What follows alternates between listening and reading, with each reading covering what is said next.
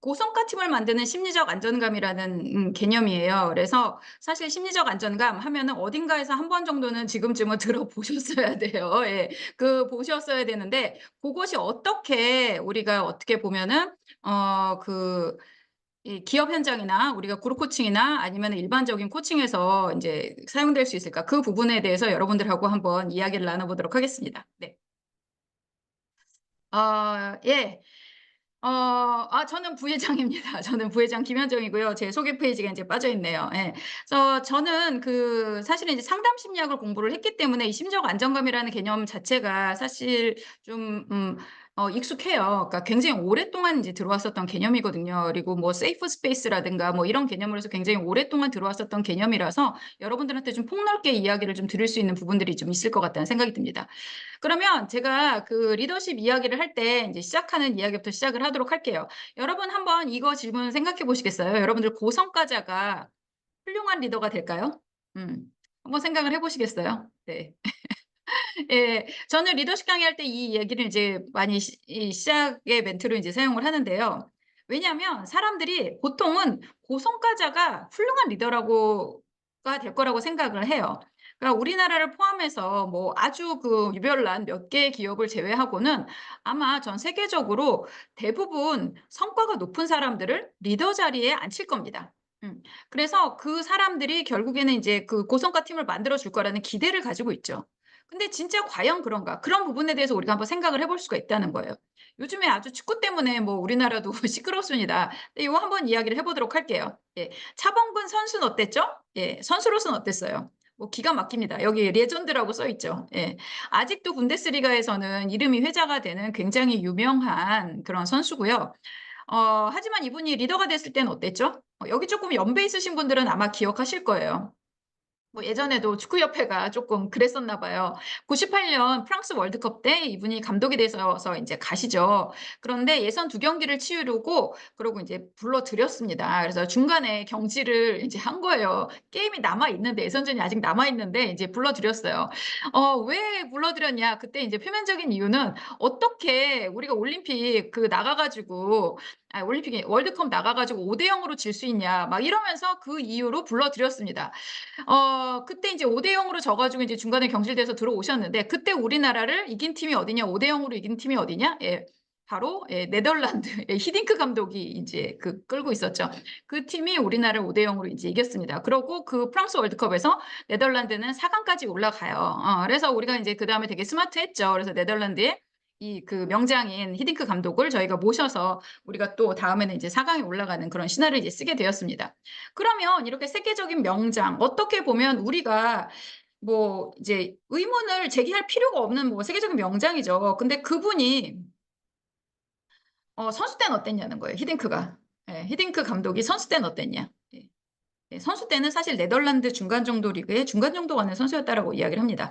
선수로서는 사실 굉장히 뭐 이렇게 두각을 나타내거나 그런 선수는 아니었다라는 거죠. 그런데 이분이 감독이 되고 나서는 뭐 엄청나게 인제 세계적인 역사를 썼죠. 뭐 우리나라뿐만 아니라 뭐 호주 가서도 뭐 그렇고 뭐 중국 가서도 그렇고 굉장히 많은 인제 기록적인 역사를 쓴 뭐 의문이 필요 없는 이제 명장입니다. 그럼 이때쯤 생각하실 겁니다. '그럼 훌륭한 선수는 훌륭한 감독이 못 되나요?' 뭐 이렇게 생각을 하실 수가 있어요. 근데 또 그게 아니라고 얘기를 해준 사람이 있죠. 98년 월드컵 얘기를 하고 있어요. 제가 인제 스포츠 예시를 드는 걸 되게 좋아하는데 98년 월드컵을 인제 프랑스가 유치를 했어요. 그리고 프랑스가 여기서 월드컵을 들어올립니다. 자기네 나라 경기에서. 어 월드컵을 들어올리죠. 그리고 그때 주장 선수가 누구였냐? 디디에 데샹 선수였습니다. 그러고 나서 20년 있다가 러시아 월드컵에 다시 한번 프랑스가 월드컵을 들어올립니다. 그때 감독이 누구냐? 디디에 데샹 감독이에요. 예. 그래서 선수로서도 최고의 커리어 그리고 감독으로서도 최고의 커리어를 인제 이어가죠. 그리고 그다음 카타르 월드컵 때 어떻게 됐어요? 프랑스가 준우승을 차지하죠. 그러니까 우승, 준우승 진짜 최고의 커리어예요, 국가대표 감독으로. 그리고 이번에 파리 올림픽에서 프랑스가 스페인한테 져서 이제 준우승을 하게 됐거든요. 은메달을 땄어요. 그때 감독이 누구였냐? 티에르 앙리 감독이에요. 여러분들 티에르 앙리 아시는 분들 많을 겁니다. 선수로서 굉장히 인제 훌륭한 그런 선수였고 또 영국을 대표해 가지고 뭐 이렇게 손흥민 선수랑도 이렇게 미디어에 나오기도 하고 막 그랬어요. 우리나라 무한도전에도 나오셨죠. 이런 엄청난 뛰어난 선수가 굉장히 훌륭한 감독으로 사실은 인제 데뷔를 하게 된 거죠. 그래서 제가 말씀드리고 싶은 건 여기서 뭐냐? 예, 고성과자가 되는 것과 고성과자를 만드는 건 다른 얘기라는 겁니다. 그래서 내가 잘했다고 해 가지고 내가 잘한 방식을 다른 사람한테 그대로 사용을 하는 게 불가능하다는 거예요. 그래서 리더십은 고성과자가 되는 것과 전혀 다른 영역의 스킬과 마인드셋이 필요합니다. 그래서 고성과자가 오히려 리더가 되게 되면 자기가 고성과를 냈었던 것들을 내려놔야 될 수도 있어요. 그래서 오늘은 리더십에 대해서 이야기를 할 겁니다. 내가 고성과자가 되는 것과 고성과 리더가 되는 건 달라요. 그래서 고성과 팀을 만드는 그 부분에 대해서 이야기를 나눠보도록 하겠습니다. 그러면은 고성과 팀을 만드는 것이 무엇이냐라고 이야기를 한다. 그러면 요즘에 이거 넘버원 개념이 사실은 심리적 안정감이라는 개념이에요. 아까 말씀드린 것처럼 사실 그 심리적 안정감이라는 개념은 요즘에 여러분들이 많이 들어보신 분들 계실 텐데 이거 새로운 개념 아니거든요. 굉장히 오래된 개념입니다. 1950년대에 칼 로저스 저랑 같이 이렇게 수요 특강 많이 들으시고 제 수업 들으신 분들은 뭐 인제는 되게 아는 친숙한 분이실 거예요. 칼 로저스라는 분이 처음에 이 심적 안정감이라는 개념을 1950년대에 말씀하셨어요.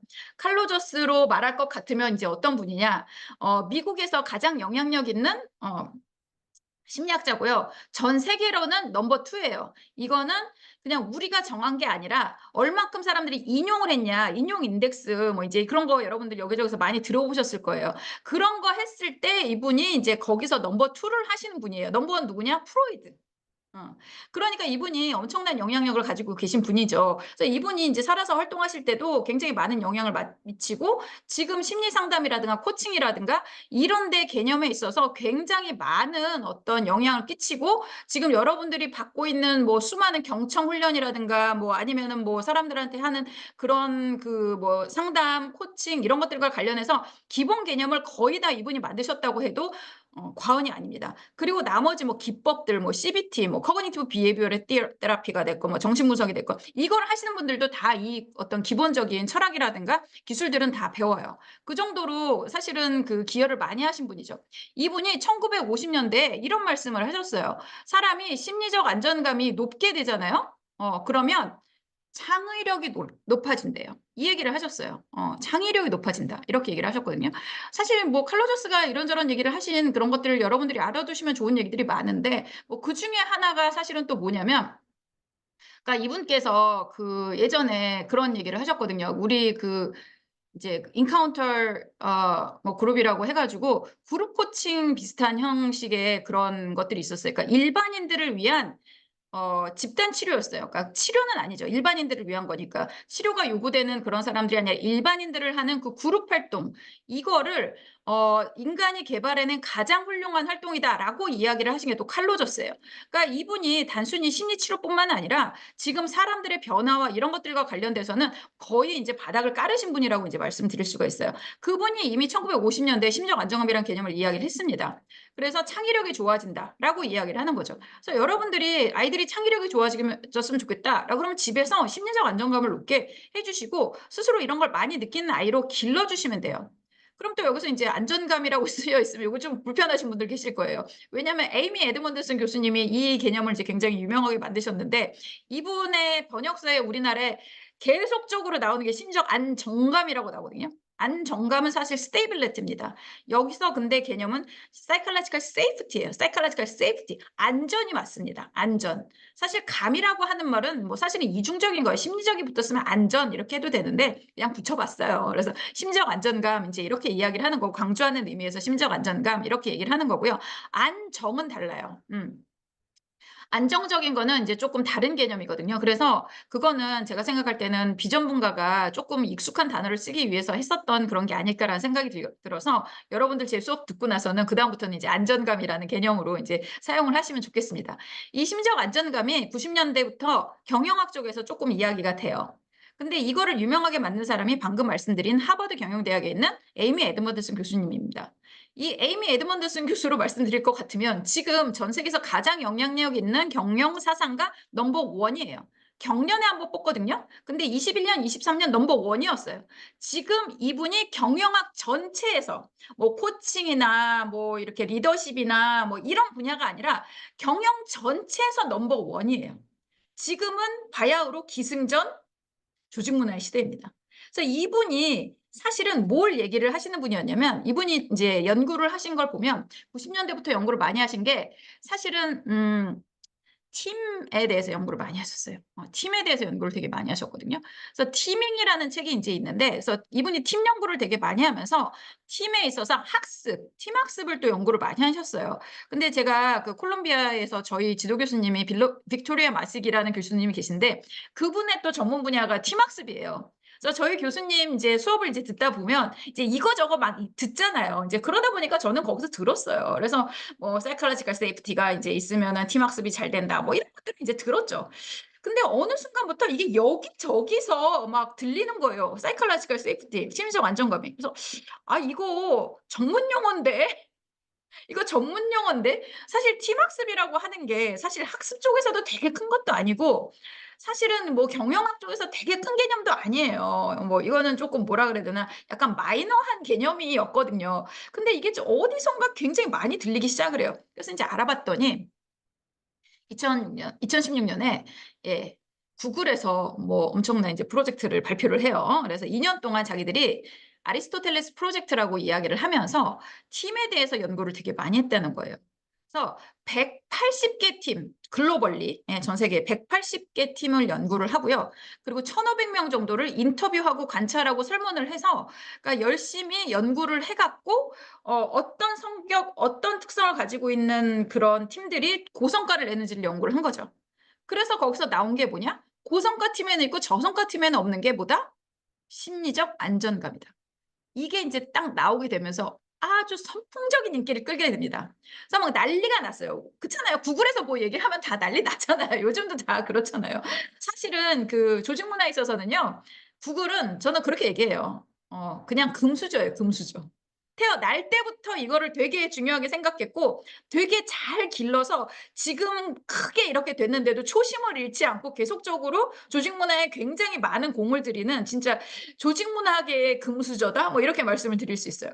그러니까 이 사람들이 이걸 발표를 했으니까 전 세계 사람들이 이제 관심을 갖기 시작하죠. 그러고 제가 2018년에 하버드 코칭 컨퍼런스를 갑니다. 예, 하버드 경영대하고 이제 의대 교수님들이 이제 주축이 돼서 하는 컨퍼런스를 딱 가요. 그랬더니 그날 오픈하는 날 거기 디렉터 분께서 나와서 말씀하시는 거예요. 우리 이번 컨퍼런스는 심리적 안정감이 어떻게 구체적으로 사람들한테 성과에 직접적인 영향을 미치는지 과학적으로 설명하겠어요. 이렇게 딱 이야기를 하시면서 나와요. 음. 그래서 이제 16년에 이제 나왔잖아요. 그래서 의대랑 경영대 교수들이 막 달라붙어 갖고 이거를 엄청나게 연구를 한 거예요. 진짜 그런가? 그렇게 하니까 주로 이제 뉴로 하시는 분들이죠. 뇌과학 하시는 분들이 이제 나와서 뇌 사진 엄청나게 보여주면서 이게 어떤 영향을 끼치는지 그 부분에서 이야기를 합니다. 그래서 그때 연구 결과도 오늘 제가 보여드릴 거예요, 여러분들한테. 그래서 그런 이야기들이 사실은 굉장히 이제 유명해졌고 그래서 2018년 그러면서 제가 그거를 이제 듣고 와서 2019년 뭐 2020년 뭐 요럴 때부터 강의를 시작을 했어요. 그러니까 뭐 사실 5년이 넘었어요. 5년 넘게 이제 기업에서 강의를 했는데 아직도 저한테 제일 많이 들어오는 특강이 심리적 안정감 특강이에요. 꽤 갈 거예요. 제가 처음에 강의할 때도 이거 앞으로 10년 갈 거다라고 했는데 벌써 나온 지 한 10년 다 돼 가잖아요. 어쩌면 이게 최종일 수도 있어요. 사실 블루오션 전략이라고 하는 것도 뭐 지금 이제 그 경영세상 아까 제가 말씀드린 거에서 탑 5인데 김희창 교수님도 탑 5인데 이것도 나올 때 뭐 엄청났어요. 옛날엔 밸류 이노베이션이라고 하고 1990년대 삼성전자에서 이거를 이제 채택해 갖고 전 직원을 교육시키고 막 이렇게 했었거든요. 그런데 그것도 뭐 사람들 트렌드라고 이야기를 하지만 경영에서 끝판왕 이론이 결국에는 예, 블루오션 전략이에요. 아직까지 그거보다 더 좋은 전략이 나온 게 없어요. 음. 그러니까 어떻게 보면 이 심리적 안정감도 이게 앞으로 하나의 트렌드로 지나가는 게 아니라 이제 끝판왕 개념으로 이제 나온 개념이 아닐까라는 생각이 이제 들기도 합니다. 그만큼 연구도 되게 많이 되고 있고요. 그리고 사람들이 굉장히 관심도 많이 가지고 있습니다. 그래서 고성과 조직의 특징으로 해서 구글의 아리스토텔레스 프로젝트에서 심리적 안정감이라는 개념이 나왔고요. 그리고 아까 말씀드린 것처럼 티밍이라는 개념을 가지고 이야기를 했다라 그랬잖아요. 그러니까 팀워크가 좋아지는 데 있어서 이 심리적 안정감이 굉장히 중요하다라는 거예요. 제가 한 10여 년 전부터 사람들이 앞으로 미래인지에게 가장 중요한 게 무엇이냐라고 이야기를 이제 그러니까 그런 거를 많이 물어보겠죠. 아무래도 제가 그런 일을 하니까. 그러면 저는 진짜 한치의 주저도 없이 뭐라고 얘기를 했냐면 팀으로 일할 수 있는 사람이라고 그랬어요. 팀으로 일할 수 있는 사람이 미래 인재의 역량이다라고 이야기를 했습니다. 그래서 실제로 저희의 딸이 이제 22살인데 우리 아이를 키울 때도 이 아이에게 가장 공들인 게 그거였어요. 그러니까 사람들하고 잘 지내는. 그래서 네가 안 똑똑해도 된다. 미래에 똑똑한 애들 되게 많을 거고 기술 발전을 통해서 똑똑함은 컴퓨터나 이런 것들이 대신해 줄 수 있다. 하지만 사람들을 묶어서 같이 일하게끔 하는 거. 그거는 인간만이 할 수 있는 거다. 그래서 그쪽으로 제가 되게 신경을 많이 써서 아이를 이제 양육을 했거든요. 그래서 저는 팀워크에서 중심이 될 수 있고 이걸 잘 끌어갈 수 있는 뭐 리더가 됐건 구성원이 됐건 이런 사람들이 팀워크의 핵심이라고 생각을 해요. 이제 리더가 꼭 이거를 해야 되는 시절은 아니에요. 수평적 조직을 이제 우리가 지향을 하잖아요. 그러니까 반드시 이걸 리더가 해야 될 필요가 없어요. 내가 이 팀워크를 잘 이끌어간다? 그러면 내가 신입이라도 내가 여기서 실질적인 리더가 될 수 있다라는 거죠. 그래서 팀워크의 핵심이라고 이제 봤고요. 최근에 나온 책에 그 에이미 에드먼드슨 교수님의 신간이 이제 한글판이 얼마 전에 나왔어요. 옳은 실수라는 책인데 거기서도 사람들이 피로도가 높으면 실수가 늘어난다는 거예요. 그런데 사람들이 피로도가 늘어나도 팀워크가 좋으면 실수의 숫자는 줄어든대요. 그러니까 서로에게 얘기해 줄 수 있는 거죠. 이거 조금 이상한 것 같은데 다시 한번 챙겨봐. 그래? 그럼 그거에 대해서 저항하거나 나를 공격한다고 생각하지 않고 받아들이고 그렇게 되면은 실수를 줄일 수가 있다라는 거죠. 근데 말하기도 어렵고 뭐 막 이렇게 된다? 그러면은 거기서 큰 실수가 일어날 수밖에 없다는 거예요. 그런 의미에서 팀워크의 핵심이 또 전 심리적 안정감이라고 이제 이야기를 합니다. 그리고 북한 시대의 전 구성원에게 필요한 핵심 역량이다. 이제 이렇게 얘기를 해요. 왜냐하면 이 북한의 시대가 무엇이냐라고 이야기를 하면 이제 북한 어딘가에서 들어보신 분들도 이제 계실 거라고 생각을 하는데 북한이라고 하는 거는 요거의 앞글자를 딴 거예요. 예. V는 뭐냐? volatile, 예, 변덕스러운 거예요. 변덕스럽고요. U, uncertain, 불확실하고요. complex, 복잡하고요. ambiguous, 애매모호하다는 거예요. 이게 제가 한 10년 전부터 지금 이 시대의 특징이 뭐냐라고 하면 이 북한에 대해서 이제 이 단어를 쓰시는 분들이 되게 많았어요. 그래서 지금 막 되게 막 변덕스럽고 엄청나게 많이 변하고 난리의 버거지야 막 이런 식으로 이제 얘기를 했거든요. 근데 그런가 보다 했는데 코로나를 겪으면서 진짜 매일매일 우리가 북한의 끝판왕이 뭔지를 이제 우리가 경험을 하는 거죠. 당장 우리가 내일 또 어떻게 될지 모르는 그런 상황을 우리가 살았죠. 저도 이제 기업 강의를 많이 하고 그러는데 그 교육 당일날 아침에 연락이 와요. 뭐 이렇게 돼 가지고 저희가 뭐 이거 뭐 누가 코로나 확진이 돼서 이렇게 됐습니다. 아니면 제가 스튜디오 녹화를 하러 가기로 했는데 그래서 거기서 줌으로 이렇게 강의를 하기로 했는데 회사 건물이 셧다운했어요. 막 이런 적도 있었어요. 그래서 교수님 그냥 댁에서 하세요. 막 이제 자기네들 스튜디오 다 그 전날 다 준비를 해 놨는데. 그래서 막 제가 여기서 간해수공업 하듯이 막 이제 이렇게 한 적도 있고요. 그러니까 너무너무 이렇게 그 너무 많은 변화가 인제 있는 그런 시대를 살게 됐다라는 거죠. 그래서 지금도 마찬가지예요. 여러분들 지금도 마찬가지입니다. 예, 유럽 난리 난 거 아시죠? 예, 유럽에 지금 다 정권 바뀌고 난리 났어요. 영국도 굉장히 오랫동안 보수당이 뭐 잡고 있었는데 예, 이번에 엄청나게 이제 깨졌죠. 그래서 노동당이 정권을 잡게 됐고요. 지금 마크롱 대통령도 뭐 괜히 막 땡겨서 했다가 본인 당이 굉장히 지지를 잃으면서 그냥 이름만 대통령 달고 있어요. 다른 나라도 마찬가지입니다. 다 지금 정권이 다 바뀌고 있어요. 그리고 미국 대선도 사람들이 다 지켜보고 있죠. 어떻게 될지 진짜 박빙이란 얘기가 지금 계속적으로 나오고 있어요. 어떻게 될지 알 수 없어요. 그럼 그거에 따라서 굉장히 많은 변화들이 있거든요. 그리고 뭐 지금 전쟁도 확정 나게 생겼던데 뭐 지금 전쟁이 2개나 일어나고 있는데 이게 얼만큼 커질 수 있을지 아니면 사그라들지 우리가 아무것도 예측을 할 수가 없습니다. 이런 시대를 우리가 살고 있어요. 그럼 사람들이 어떻게 돼요? 불안해집니다. 불안해져요.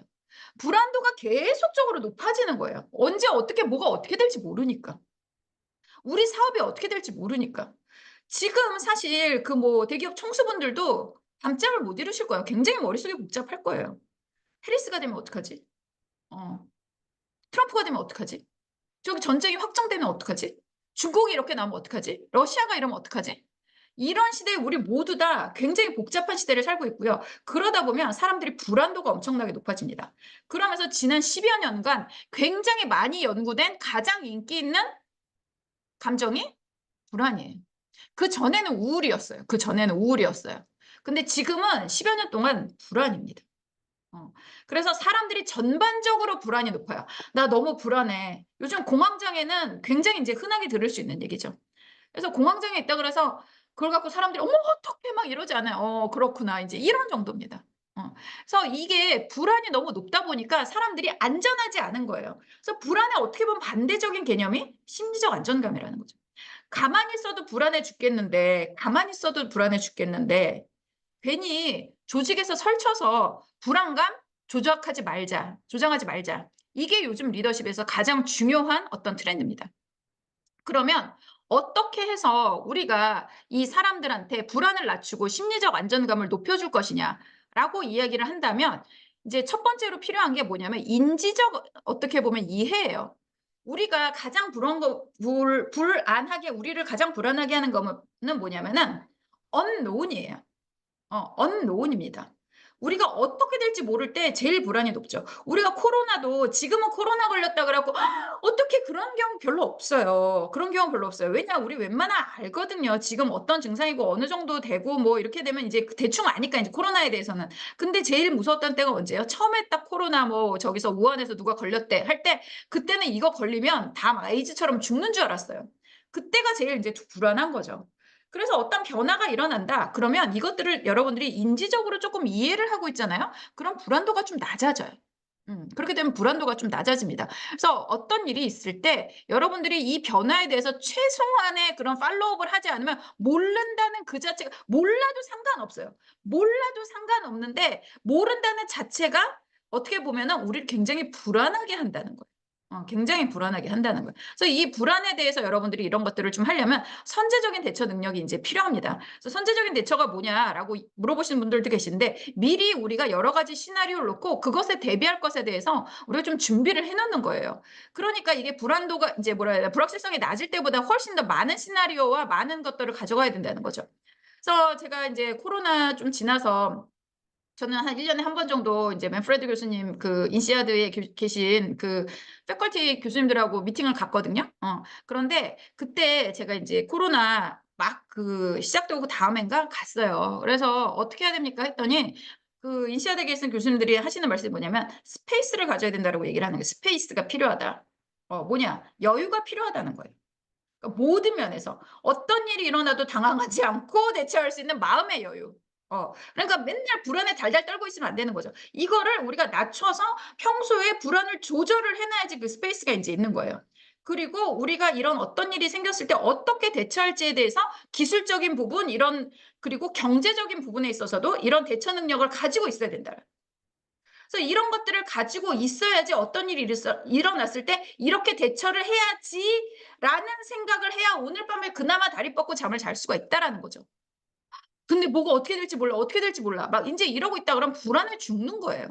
그래서 AI가 나오면서 또 인제 이게 뭐냐면 인제 한번 휩쓸었잖아요. 이게 사람들의 불안을 너무너무 증폭을 시키고 있어요.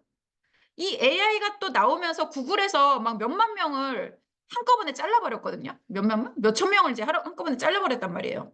그러고 나니까 사람들이 엄청나게 불안한 거죠.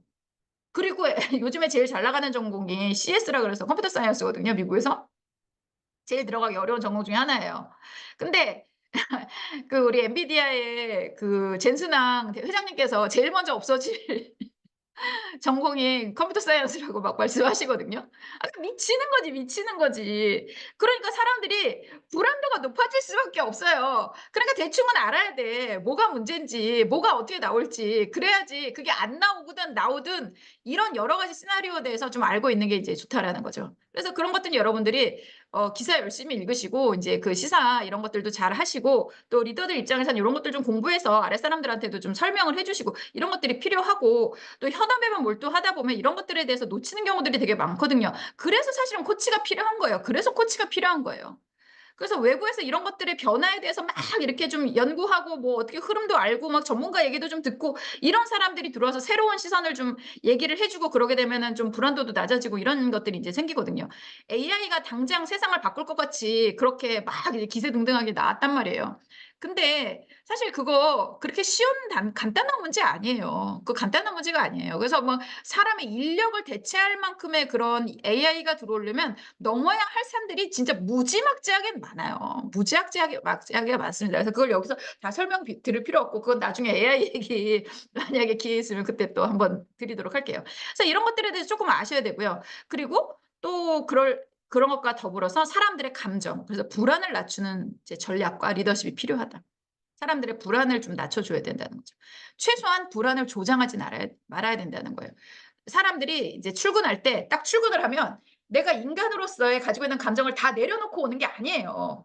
새로운 존재가 되는 게 아닙니다. 옛날에 사이언티픽 매니지먼트 해가지고 과학적 관리할 때는 사람들이 기계의 일부고 조직에 오면 아주 전혀 다른 존재가 될 것처럼 이야기를 했어요. 기계처럼 이제 움직일 수 있을 거라고 봤거든요.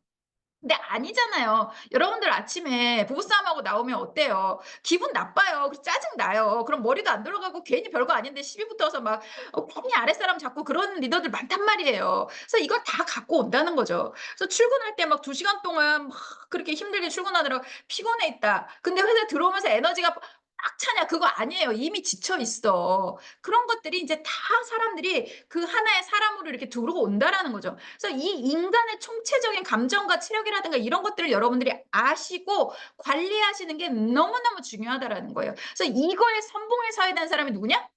리더다. 리더십이다. 그래서 이거를 여러분들이 또 잘 도와줘야 되는 사람이 누구냐? 그게 코치다. 라고 여러분들이 생각을 하시면 될 것 같아요.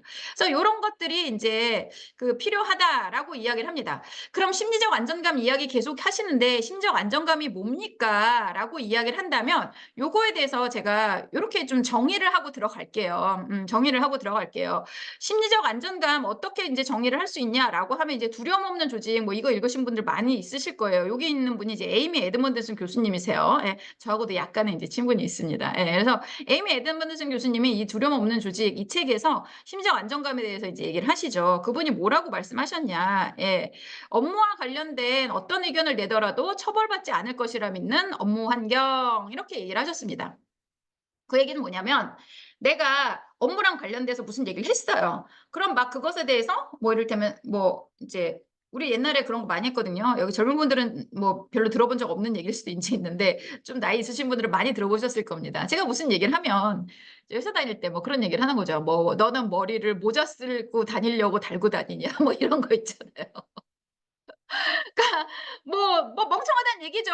뭐 "머리에 내가 든 게 없냐. 머리에 뭐 요즘 애들은 우동사리가 들었냐." 막 이런 얘기도 하고 막 그런데 이제 그런 식으로 약간 놀리는 것 같이 이렇게 하는 거. 그런 것도 다 심리적 안정감을 저해를 하게 되는 겁니다. 그리고 뭐 얘기하면 "너 해 봤어?" 해 보지도 않고 뭘 그래. 내가 무슨 얘기를 하면 "야 내가 옛날에 해 봤는데 그 택도 없는 소리야." 이런 얘기들 아마 되게 쉽게 아무렇지도 않게 하실걸요? 근데 그게 사람들한테 굉장히 이 심리적 안정감을 저해한다는 거예요. 그리고 내가 이런 의견을 내면 "너 그거 책임질 수 있어?" 이제 이런 식으로 과도하게 책임을 묻고 이런 식으로 하게 되면 사람들이 여기서 안전하지가 않다는 거예요. 그렇게 되면은 '내가 이 얘기를 괜히 했어.' 이런 식으로 생각을 하게 된다는 거죠. 그러면 이제 리더들은 그런 얘기 하십니다. "내가 틀린 말 했냐."고. 예 맞아요. 맞는데 이 감정을 상하게 했어요. 감정을 상하게 했어요. 그렇게 되면 감정을 이 상한 사람은 어떠냐? 자기가 생각해도 진짜 멍청한 얘기를 한 것 같아. 그래도 감정이 상했어요. 그럼 그다음에 어떻게 되죠? 내가 스스로 입단속을 하게 됩니다. 내가 스스로 입단속을 하게 돼요. 그러면 말을 안 해요. 음. 그런 소리 들을까 봐 말을 안 해요. 그러면 인제 말을 안 하다면 어떻게 돼요? 생각도 안 해요. 생각도 안 하다면 어떻게 돼요? 이제 시키는 일만 해야지. 시키는 일은 100% 할까요? 아니요. 어차피 욕먹고 다시 할 거니까 대충 합니다. 이런 일들이 너무 자연스럽게 생겨요. 이렇게 되면 성과가 낮아질 수밖에 없어요.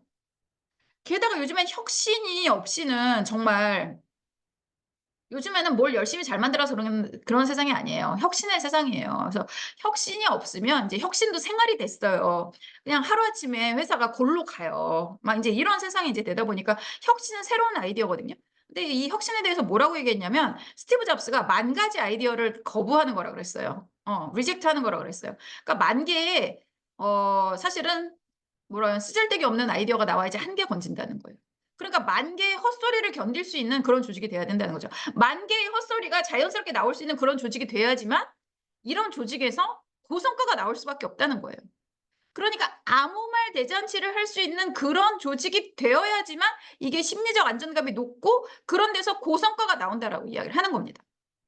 그래서 인제 이런 것들은요. 뒤에 이제 제가 숫자 보여 드리겠지만 더 이상 토를 달 수가 없어요. 토를 달 수가 없어요. 인제 이거는 그냥 땅땅땅입니다. 이렇게 됐어요. 그래서 이 업무 환경이라고 이제 말씀드리고요. 그리고 구글에서는 이걸 어떻게 정의를 했냐? 실수나 실패를 하더라도 예 처벌받지 않을 거 그러니까 그런 믿음. 예 처벌받지 않을 것이라고 생각하는 믿음. 이게 인제 굉장히 중요하다라고 이야기를 합니다. 그래서 특히 인제 구글 같은 경우는 혁신의 뭐 아이콘 아니겠습니까? 그러니까 혁신을 이제 계속적으로 하는데 혁신은 반드시 실수나 실패를 수반해요. 실수나 실패를 하지 않는다? 그 얘기는 뭐예요? "너 새로운 거 안 하는구나. 너 맨날 하던 것만 하는구나. 넌 혁신하지 않는 인간이구나." 그래서 여기서는 그러면 나쁜 인제 평가를 받게 됩니다. 그래서 실수나 실패가 다 성공으로 이어지는 건 아니지만 이 실수에 대해서도 사실은 우리가 관대한 문화가 있어야지 사람들이 성장을 한다는 거예요. 이거는 아이들이 성장할 때부터 굉장히 중요한 거거든요. 제가 사실은 이 훌륭한 책이 인제 있지만 사실 이 책 나오기 전부터 사실 이 책 썼어요. 왜냐면 이 티밍이란 책이 이미 굉장히 이 심리적 안정감을 많이 다루셨거든요.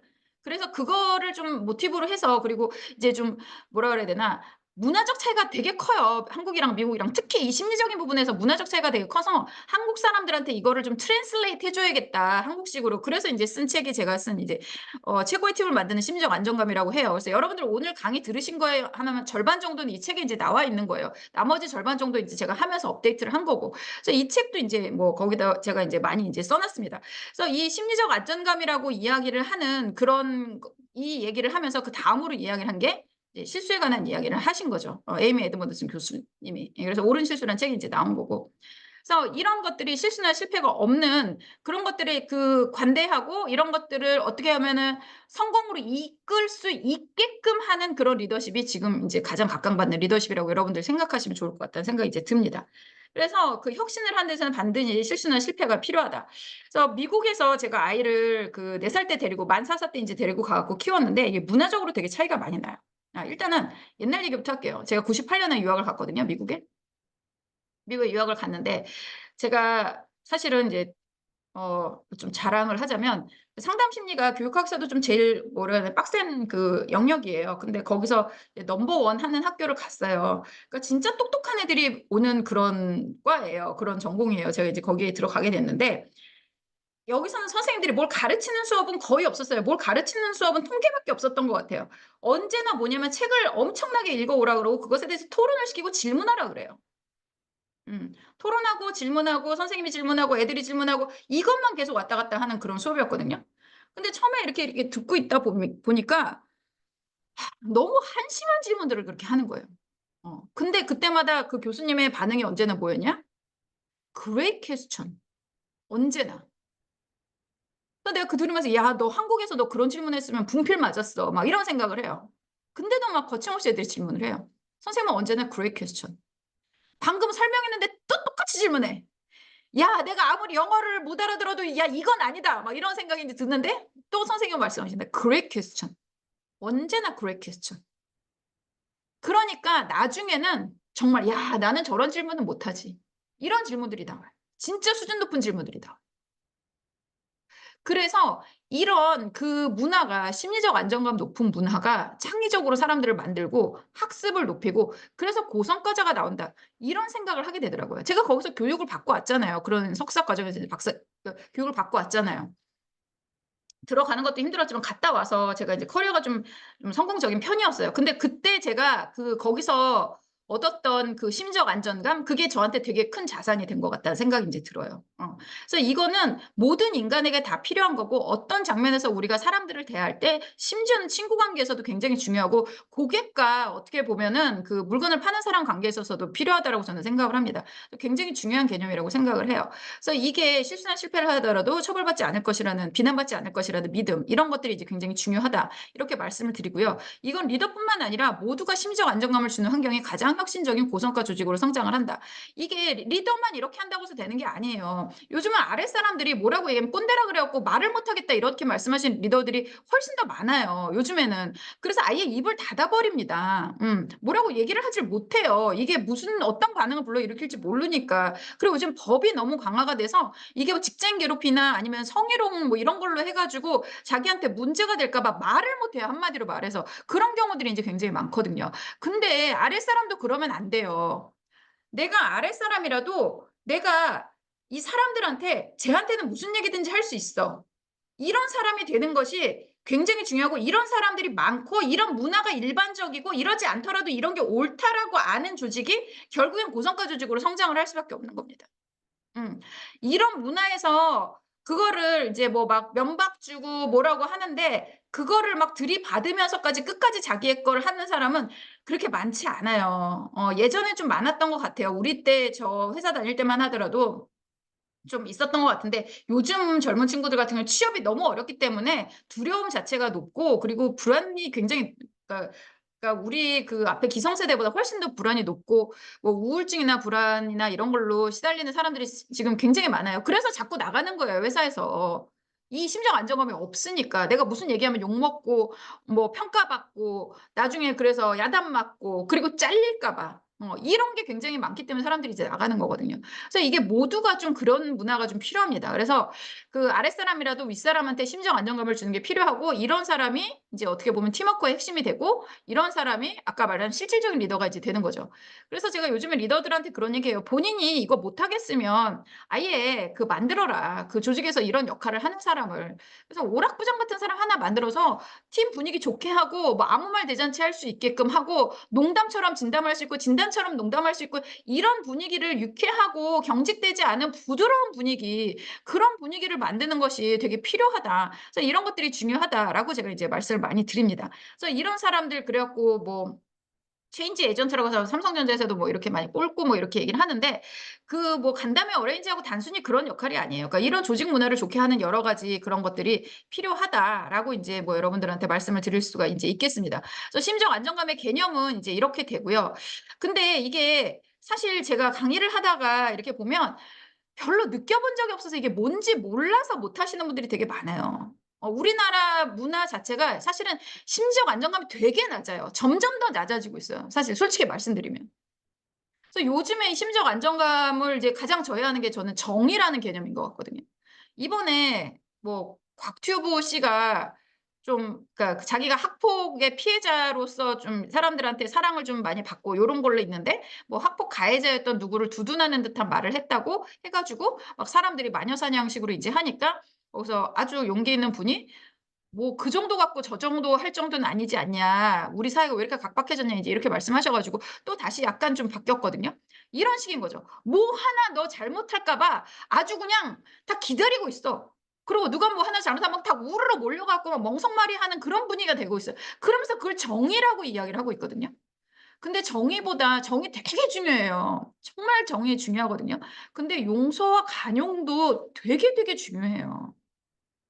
그리고 법이 우선이 아니라 상식이 우선인 사회가 훨씬 선진 사회고 훨씬 살기 편한 사회입니다. 우리가 법은 모르고 놓칠 수 있지만 상식은 어렸을 때부터 우리가 자꾸 윤리적인 것들을 생각하고 그런 것들을 배우면 할 수가 있거든요. 그래서 그런 것들을 우리가 이제 사회 전체에 뿌려야 되는 어른으로서 여러분들도 그런 걸 아시면 좀 좋겠다는 이제 생각이 이제 좀 듭니다. 그래서 요렇게 인제 정의가 될 수 있다. 그래서 제가 말씀드리는 건 요거다라고 하고요. 그래서 심리적 안정감이 높으면 어떤 인제 그 상황이 되느냐라고 하면 요런 식으로 인제 제가 설명을 좀 드릴 수 있을 것 같아요. 그래서 심리적 안정감이 높다라고 이야기를 하는 건 뭐냐? 어 이제 서로 연결되어 있다는 거예요. 서로 연결되어 있어요. 너랑 나랑 연결되어 있다는 거죠. 그리고 받아들여지고 있어요. 그래서 너랑 나랑 연결돼 있고 우리 그러니까 그냥 뭐냐면 우리 친해. 이거예요. 우리 친해. 친하다라는 느낌을 가지면 그게 바로 인제 연결되어 있다라는 뜻입니다. 근데 이 친하다는 느낌이 없으면 공유 오피스 같은 거지. 위워크 같은 거지. 회사를 갔는데. 그냥 와서 일을 하는 거지. 그러면 옆에 자리에 앉은 사람 "안녕하세요." 인사하듯이 하는 거지. 그게 아니라 연결돼 있어. 쟤랑 나랑 친해. 이런 느낌이 이제 있어야 되는 거고, 받아들여진다. 이게 받아들여진다에 대해서 또 사람들이 되게 잘못 이해하고 있는 게 뭐냐면, 의견을 받아들이는 걸 지고 있다라고 이야기하는 사람들이 되게 많아요. 이해하시는 분들이 되게 많아요. 근데 여기서 받아들여지고 있다는 건 뭐냐면 인간적으로 받아들여진다는 거예요. 인간적으로 받아들여진다는 거죠. 그러니까 부모는 내가 무슨 잘못을 해도, 우리 엄마는 그래도 내가 잘못했다 그러면 용서해 주시고 이제 원래 상태로 돌아갈 거야. 이게 받아들여지고 있는 거예요. 내가 오늘 상사한테 들이받아 가지고 막 상사랑 뭐 이렇게 좀 안 좋게 있었어?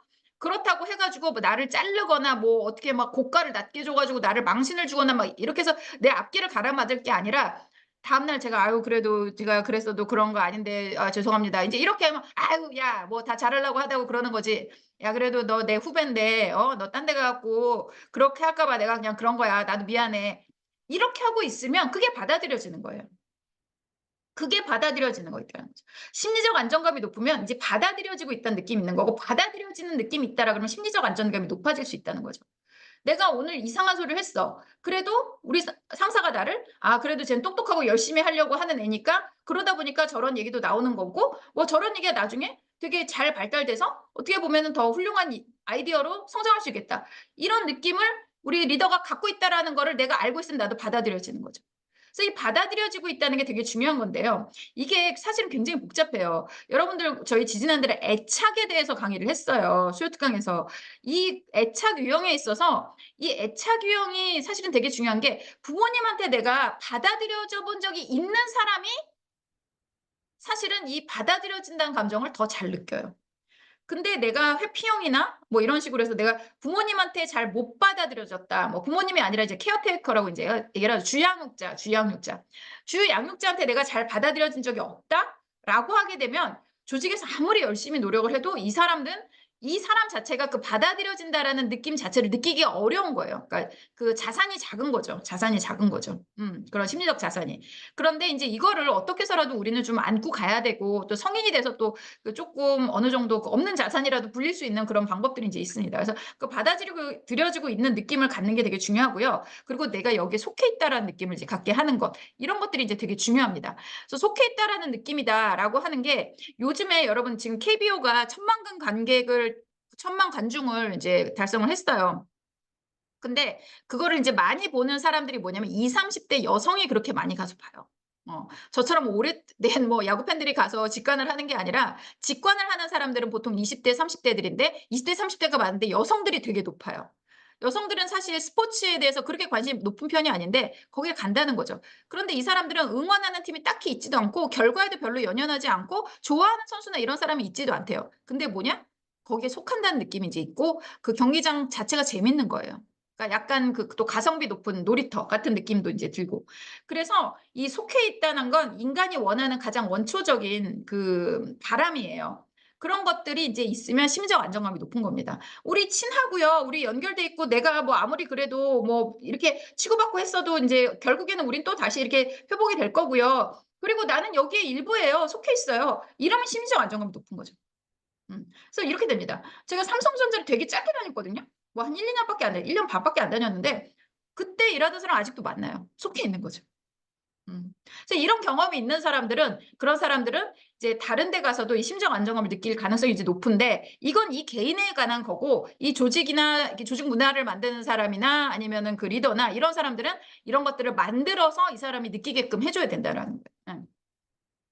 그럼 심적 안정감 높으면 어떠냐? 제가 아까 숫자로 보여 드린다고 계속적으로 말씀드렸죠. 예. 요게 나옵니다. 예. 이게 인제 하버드 비즈니스 리뷰에 나와 있는 그건데, 심리적 안정감이 높으면 요런 현상들이 일어난다고 인제 나타납니다. 예. 볼게요. 더 나은 기술을 준비하고요. 그리고 인제 말씀드리고 싶은 거 뭐냐면, 요즘 연구 있잖아요. 그러니까 거의 뉴로예요. ATD 그거는 HRD 전문으로 이렇게 하시는 분들이 뭐 전 세계에서 10,000명이 오는 가장 큰 컨퍼런스인데, 거기에 코칭 세션들을 이제 다 돌아보고 어떤 분이 저한테 그런 말씀하셨어요. "왜 코칭은 다 뉴로예요?" 미국은 다 뉴로로 뉴로예요. 뉴로밖에 없어요, 코칭은. 제가 그 하버드 코칭 컨퍼런스를 가도 다 뉴로예요. 다 신경과학이에요. 다 신경과학. ATD에서도 다 신경과학이에요. 신경과학 빼면 인제 코칭은 없어요, 미국에서. 그러니까 이런 우리가 근거를 가지고 인제 얘기를 한다는 거예요. 신경과학이라는 건 뭐냐? 심적 안정감 높으세요? 상중하 표시하세요. 뭐 내가 뭐 이렇게 해서 더 나은 기술을 준비합니까? 상중하 이거 아니에요. 그러니까 여기는 기본적으로 뇌 스캔하고요. 뇌 스캔. 뭐 아니면 피 뽑고요. 그래서 호르몬 검사. 그리고 침이라도 뱉어서 코르티솔. 예. 그래서 스트레스 호르몬 검사라도 해야 돼요. 그래야지 요즘에는 무슨 연구했다 이런 걸로 취급받아요. 그래서 심리적 안정감이 높으면 어떤 일이 일어나냐? 여기 보면 더 나은 기술을 준비하고요. 새로운 기술을 더 잘 배우려고 하고요. 좀 더 협력적이고요. 성과도 높고요. 자발적 퇴사율도 낮고요. 더 많은 시도와 혁신을 추구하고요. 이건 150% 엄청나게 높죠. 그러니까 우리가 혁신이 필요하다 그러면 진짜 중요한 게 심적 안정감이에요. 번아웃 경험이 적어지고요. 병가 줄어들고요. 조직 몰입도 높아지고요. 인생의 만족도 높아지고요. 에너지 레벨이 더 높아집니다. 회사에서. 왜냐하면 내가 불안에 달달 떨고 말 못하고 그런 게 없으니까 에너지 레벨이 높아지겠죠. 그리고 돈도 더 많이 벌고요. 갈등 해결 능력도 월등히 좋아진다라고 하는 연구 결과도 최근에 나왔습니다. 예. 이건 200%나 돼요. 심리적 안정감이 높으면 이런 결과들이 나타납니다. 여러분 한번 생각해 보세요. 이거보다 여러분들이 조직에서 더 원하는 게 있으세요? 이거보다 여러분들 더 조직에서 또 딴 거 바라는 거 있으세요? 거의 완벽한 조직입니다. 완벽한 조직이에요. 제가 이제 조직 행동론 이런 거 가르치고 막 그러잖아요. 그리고 심리학도 공부하고 그랬잖아요. 저는 교육학도 공부했고요. 그리고 철학도 공부했고요. 진짜 뭐 웬만한 데 이렇게 다 가봤거든요. 공부를 조금씩은 다 해봤어요. 그런데 이런 거 이상으로 뭐 이렇게 조직에 바란다라는 걸 거의 본 적이 없어요.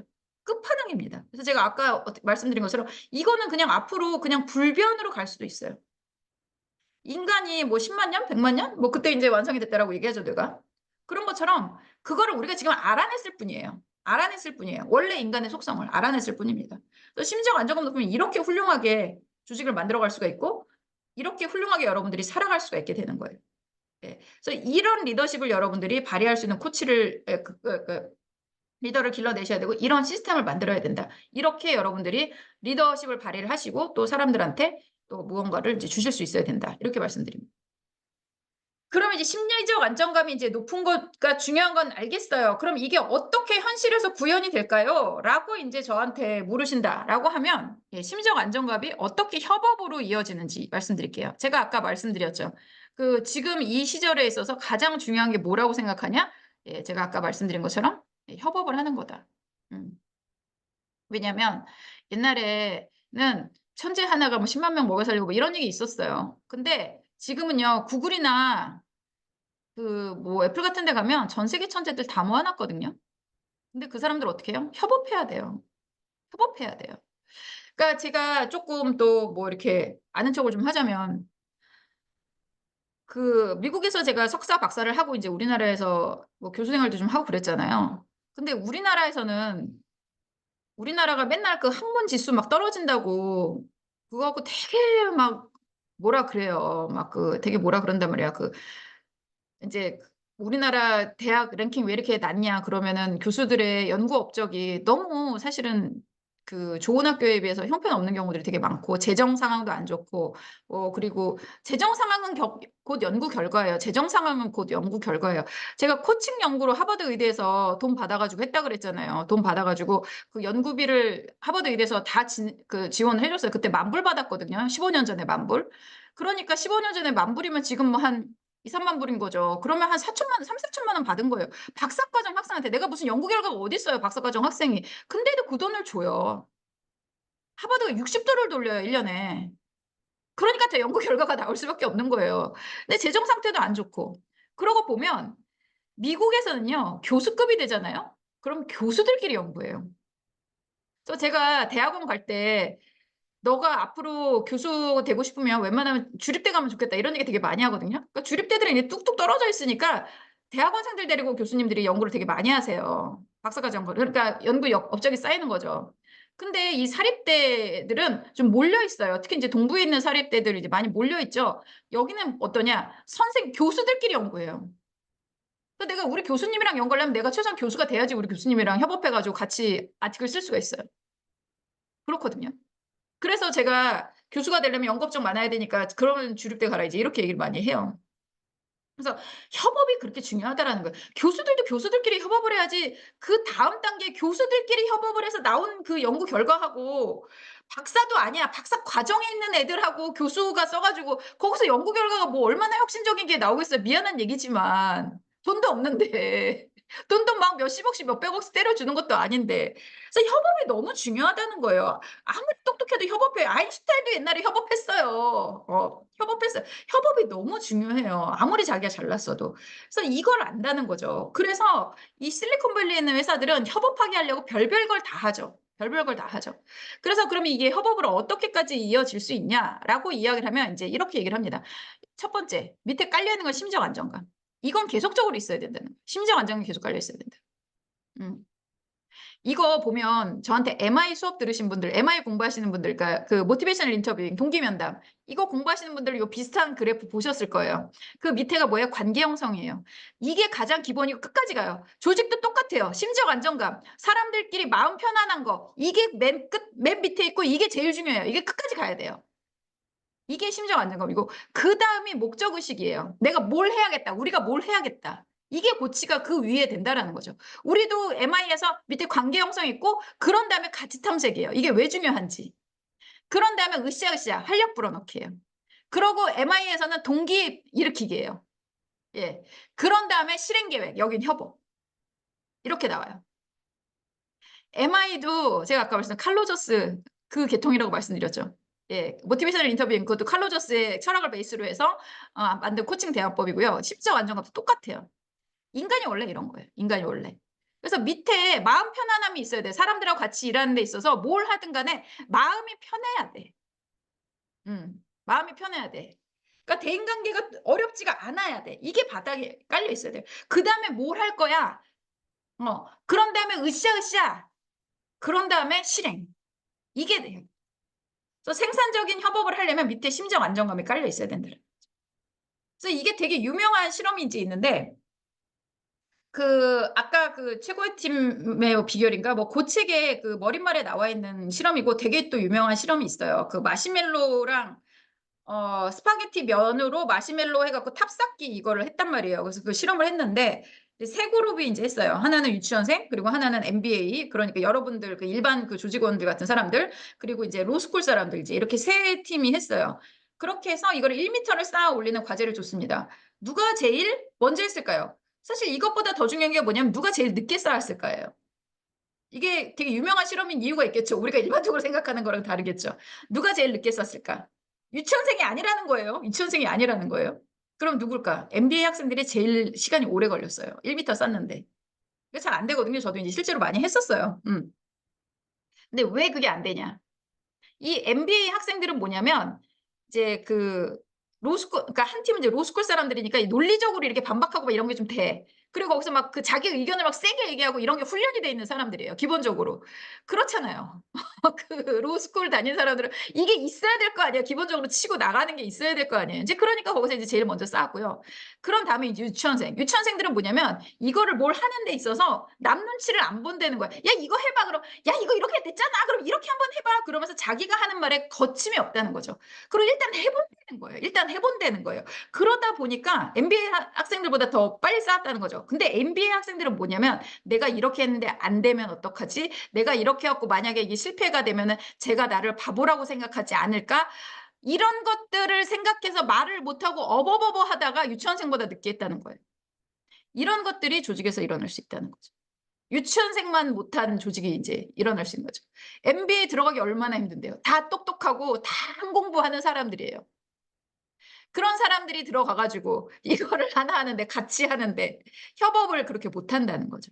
왜? 심리적 안정감이 없으니까. 내가 이렇게 말하면 비난받거나 조롱받거나 처벌받을 것이라고 생각을 하니까. 그래서 심리적 안정감이 협업에 있어서 가장 밑바닥에 있다라고 인제 여러분들이 생각하실 수가 있습니다. 그래서 심리적 안정감이 인제 협업으로 이렇게 넘어간다. 뭐 이렇게 인제 말씀을 이제 좀 드리고요. 그래서 이런 것들이 인제 잘 되고 있는 사례, 못 되고 있는 사례, 구체적인 사례는 제가 뭐 쉬는 시간 이후에 좀 말씀을 드리도록 하겠습니다. 그래서 심리적 안정감의 어떤 그 기원부터 협업, 뭐 인제 협업까지, 그래서 이 개념, 그 효과, 뭐 이런 부분에 대해서 좀 말씀을 드렸고요. 10 분간 쉬고 여러분들 다시 인제 그다음에 실제 사례 가지고 이야기를 나눠 보도록 하겠습니다. 중간에 궁금하신 질문 있으시면 채팅창에 남겨주시면 제가 돌아와서 보고 체크해 갖고 진행을, 뭐 대답을 드릴 수 있는 부분 대답을 드리도록 하겠습니다. 예, 그럼 10분 쉬고 다시 뵐게요.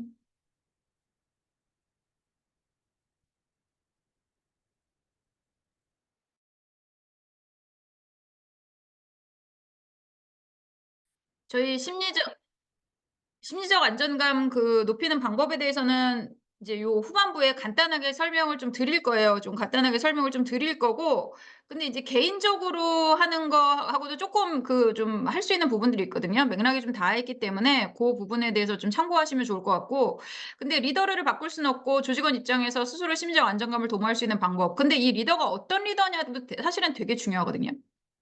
그러니까 이제 나르시시스트 뭐 이제 이런 나르시시즘인 리더십, 이게 사실은 되게 큰 문제인데, 리더가 정말 나쁜 리더인 경우가 있고 가스라이팅을 계속하는 경우가 있거든요. 그럼 그 가스라이팅이 뭐냐면 불안을 증폭시켜 갖고 상대방한테 이제 의존하게 하는 거예요. 그런 거 같은 경우는 도망치시는 게 이제 유일한 방법이고요. 거기서 뭘 해 보겠다라고 생각하면 안 되고, 그냥 '앞으로 2 년은 그냥 죽은 척하고 살아야겠다. 좀비로 살아야겠다.' 그냥 그렇게 생각을 하시고 이제 뭐 지내시는 방법밖에 사실은 없어요. 그래서 이거는 리더가 어떤 상황이냐에 따라서 굉장히 인제 차이가 있는 거고, 이거를 참아야 될 건지 안 참아야 될 건지에 대한 판단도 굉장히 이제 복잡한 거고, 그리고 개인적으로 심리적인 안정감을 도모하는 건 제가 뒷부분에서 좀 설명을 좀 드리도록 하겠습니다. 예. 고렇게 하고 이제 좀, 예, 고렇게 인제 말씀드리고, 사실은 저희가 이거 들으신 분들한테는 다 안내 이메일이 나가긴 할 건데, 제가 DBR과 함께 심리적 안정감 관련해 갖고 워크숍도 진행을 하고, 저희 협회에서 심리적 안정감 높이는 그 이제 전문가, 코치 컨설턴트 양성하는 과정을 저희가 준비를 하고 있어요. 그래서 고거를 지금 DBR 과정은 10월 중순에 인제 시작을 하게 될 거고요. 그리고 저희 협회에서는 한 11월 초에 이 전문가 과정을 좀 열려고 하고 있습니다. 이 심리적 안정감이라고 하는 게 아까 제가 말씀드린 것처럼 이게 뭐 어떻게 보면은 지금 발견한 거죠. 인간에게 가장 중요한 그거를 발견을 했기 때문에 앞으로 여러분들이 계속적으로 이게 어떤 트렌드가 아니라 아셔야 되는 부분이 이제 되기 때문에 그런 것들에 대해서 알고, 이 감정이라고 하는 거가 사실은 그렇게 간단하지가 않거든요. 굉장히 복잡다단합니다. 인간이 이렇게 그러니까 뭐야, 이 지구상에 어떻게 보면은 인류가 이렇게 지배하는 그런 종이 된 데는 여러 가지 메커니즘인데, 그중에 하나가 되게 중요한 게 이제 감정이거든요. 그래서 그럼 우리가 뭐 피지컬리 뭐 사자, 호랑이 어떻게 이겨요? 근데 이렇게 됐단 말이에요. 그게 이제 "이성의 힘이다."라고 얘기를 하는데, 이성도 결국에는 다 감정의 영향을 받습니다. 그렇기 때문에 이게 간단한 문제가 아니고, 우리가 우리를 스스로에 대해서 자각을 하고 다른 사람들의 감정을 매니지하고, 그러니까 그 사람이 또 다른 사람들의 감정을 매니지하게까지 하기 위해서는 굉장히 어떻게 보면은 복잡하고 깊은 이해가 필요하고요. 그런 데 있어서 아까 제가 말씀드린 것처럼 뇌과학이 차지하고 있는 그 역할이 굉장히 커요. 그래서 그 부분을 좀 여러분들이 이해를 하셔야지 앞으로 뭐 개인 삶이나 아니면은 뭐 여러분들이 도움을 주시는 뭐 우리 조직원이 됐건 아니면은 우리 코칭을 받으시는 분이 됐건, 그런 분들한테도 그때그때 필요한 그런 조언을 주실 수 있을 거라고 생각을 하기 때문에, 그런 부분에 대해서 좀 관심 있으신 분들은 나중에 저희 협회에서 하는 프로그램에 관심 가시고 같이 해 주시면 또 좋을 것 같다는 생각이 이제 듭니다. 예. 그래서 그 방법은 좀 이따 인제 말씀을 드리겠다, 이렇게 말씀을 드리겠고요. 예. 일단 그러면은, 예. 조직 문화가 왜 중요한가, 그 부분에 있어서 좀 업데이트를 좀 해 드려야 될 것 같아 갖고 이 얘기를 좀 꼭 하고 싶어요. 그러니까 저 아직도 강의하는데, 요청 들어오면 어떤 회사가 뭐 "없던 성과급제를 만들겠다." 막 이러는 회사들이 있거든요. 그래서 그런 것들과 관련된 교육을 해 달라 막 이런 얘기를 해 주는 경우도 이제 있는데, 요즘엔 성과급 거의 없애는 분위기예요. 그러니까 실리콘밸리에 있는 회사들은 거의 성과급 없고요. 임원을 제외하고는 거의 뭐 "성과급이 없다."라고 보시는 게 이제 무방합니다.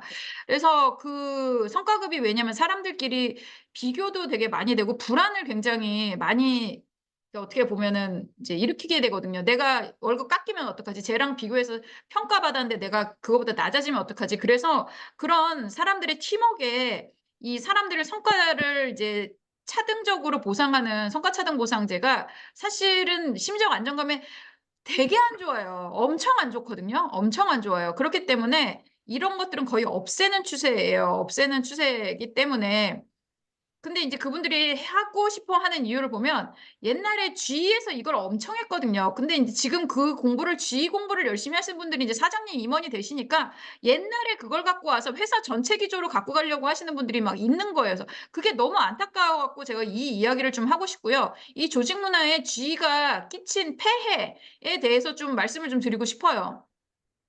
일단은 G 많이 들어보셨을 겁니다. 잭웰치 세기의 경영자였죠. 사실 뭐 저도 리더십 강의하면서 거의 리더십의 교과서로 제가 설명을 많이 했고 뭐 리더십 이론의 끝판왕이라고 하는 트랜스포메이셔널 리더십 뭐 인제 이런 거 이야기를 하면서 거기서도 잭웰치를 뭐 "완벽한 예시다."라고 하면서 녹화를 해 놓은 게 지금도 학자문행지에 들어가면 있어요. 그래서 제가 뭐라고 얘기를 할 수는 없어요. 그래서 이분이 세기의 경영자라는 이제 어떻게 보면은 칭송을 받으셨고 평가를 이제 받으셨습니다. 이분 책을 3 권을 내셨거든요. 근데 이 첫 판에 인제 책을 낼 때 선인세가 미국 출판 역사상의 최고액이었대요. 그 정도로 이분이 사실은 굉장히 높게 평가를 받았던 거죠. 이분이 G라고 하는 거대한 공룡을 어떻게 보면은 살아 움직이게 했다. 그래서 넘버 원도 찍고 그랬어요. 옛날에 G가 엄청 잘 나갔는데 굉장히 인제 이게 비대해지고 그러니까 그걸 또 완전히 혁신을 해서 살려내서 뭐 "지휘가 인제 막 이렇게 했다." 막 이런 얘기하고 그랬는데 이 지휘가 올해 정확하게 망했거든요. 정확하게 이게 상폐가 됐어요. 그래서 지휘는 더 이상 없어요. 제너럴 일렉트릭은 없어요. 그래서 GE 에어로스페이스가 그나마 GE를 예전에 인제 해서 이렇게 이어받았다고 생각하고요. 왜냐면 제조업이니까. 그래서 보잉 여기 나오죠. 보잉 이거 저기 엔진 만드는 그 회사예요. 그리고 두 번째가 인제 금융하는 회사고 하나는 이제 바이오 하는 회사거든요. 요렇게 완전히 혁신을 마치고 이분이 인제 나가셨어요. 그래서 그 후계자까지 잘 앉혀 놓고 그리고 후계자가 또 굉장히 오랫동안 재정적인 안정을 이제 꽤 했는데 이제 점점점 이게 망하는 거예요. 에어로스페이스가 이제 문제를 많이 일으키고 있죠. 그래서 지금 이번 해에 완전히 망했고 그 9년 전에 성과제도는 이미 폐지를 했어요. 여기 옛날에 엄청나게 사람들 막 진짜 열심히 해 갖고 여기 보면은 하위 10% 해고 있죠. 그래서 하위 10% 걷어내고 잘한 사람 신상필벌을 정말 엄격하게 하던 회사예요. 근데 그것도 9년 전에 다 없앴어요, GE에. 그거 다 없앴어요. 근데 그 옛날에 하던 거를 왜 지금 하냐는 거죠. 이게 왜 폐해가 명백해졌는데 왜 그거를 쓰냐 그 카드를 왜 쓰냐고. 그래서 내가 이 얘기를 정말 해 주고 싶어요.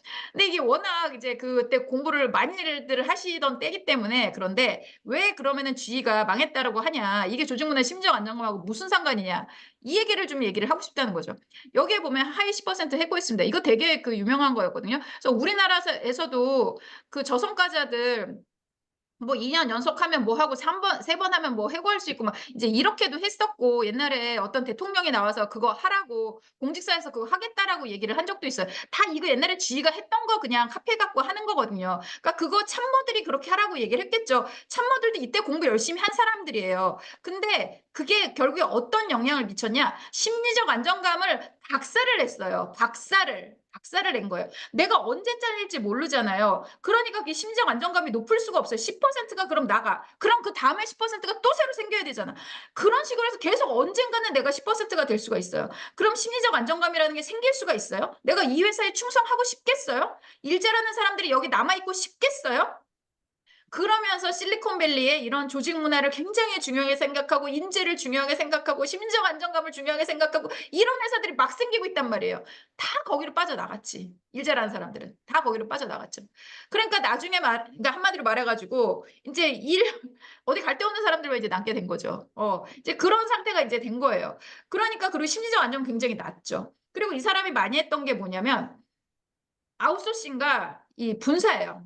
음. 그래서 분사를 해.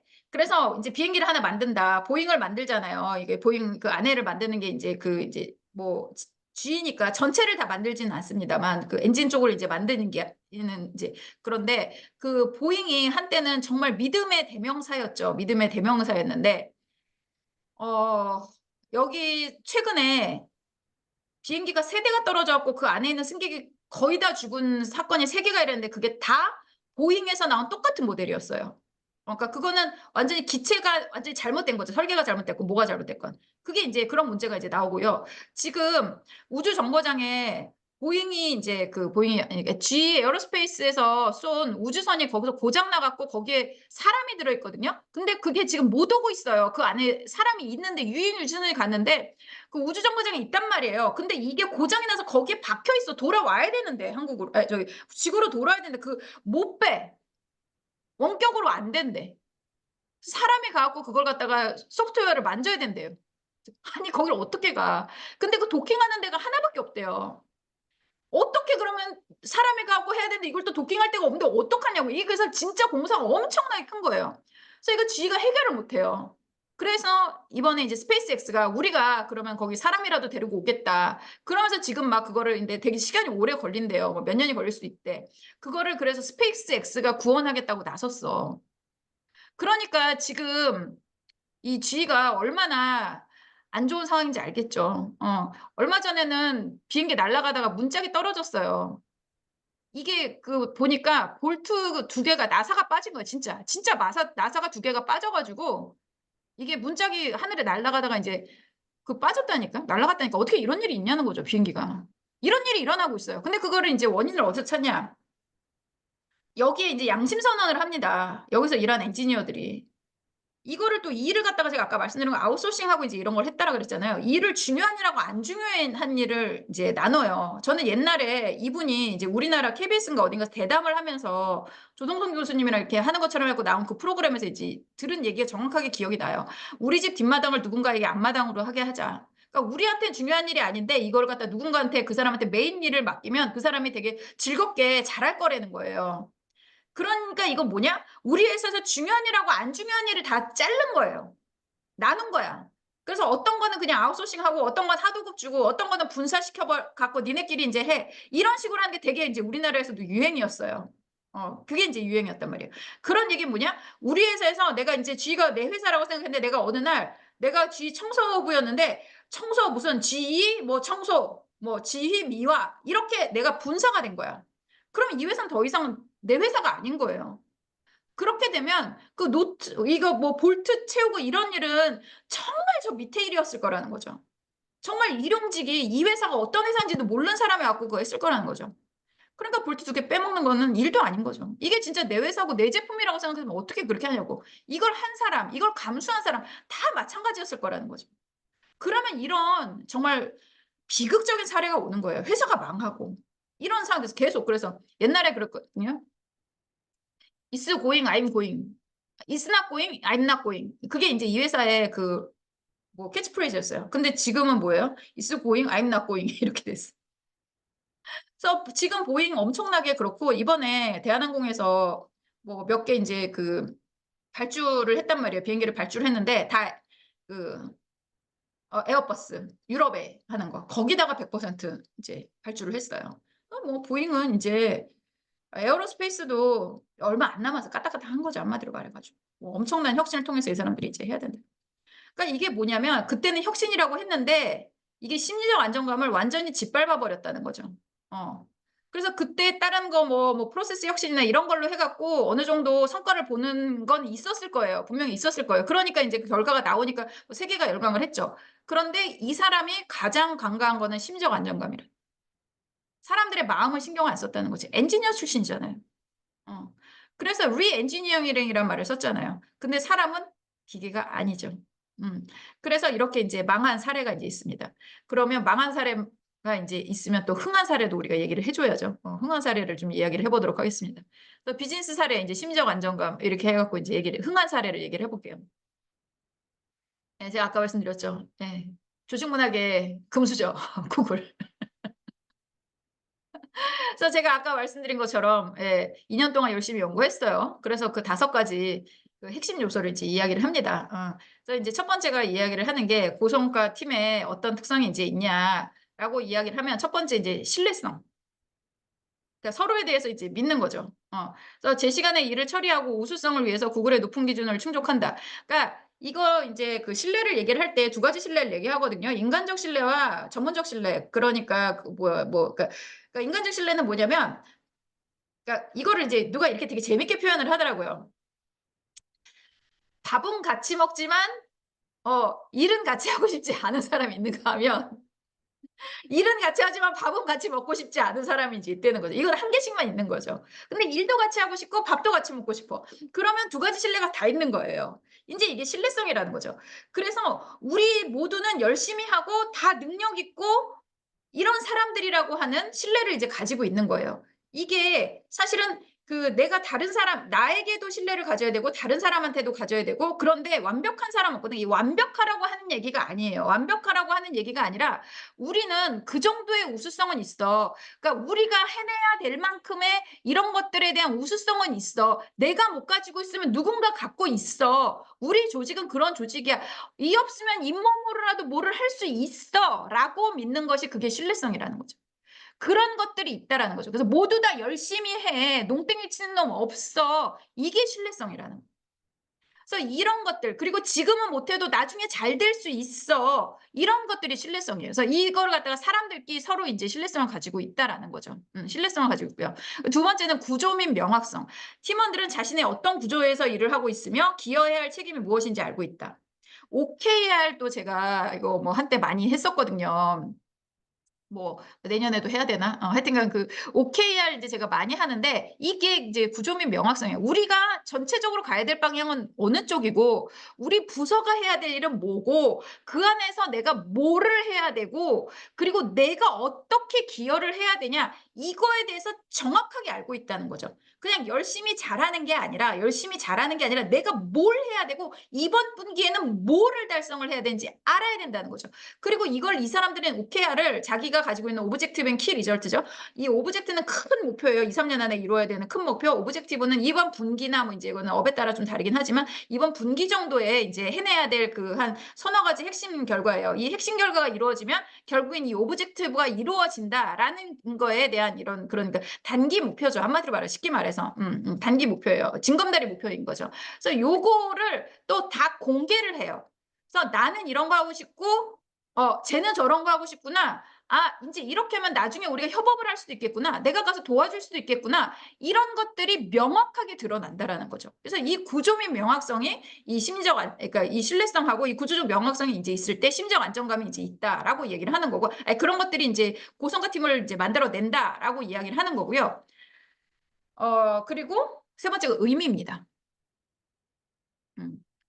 그러니까 이게 뭐냐면 개인적으로 중요한 일이라는 거예요. 시켜서 하는 일이거나 회사에서 중요해서 하는 일이 아니라 나한테 개인적으로 중요해서 이 일을 한다라는 거죠.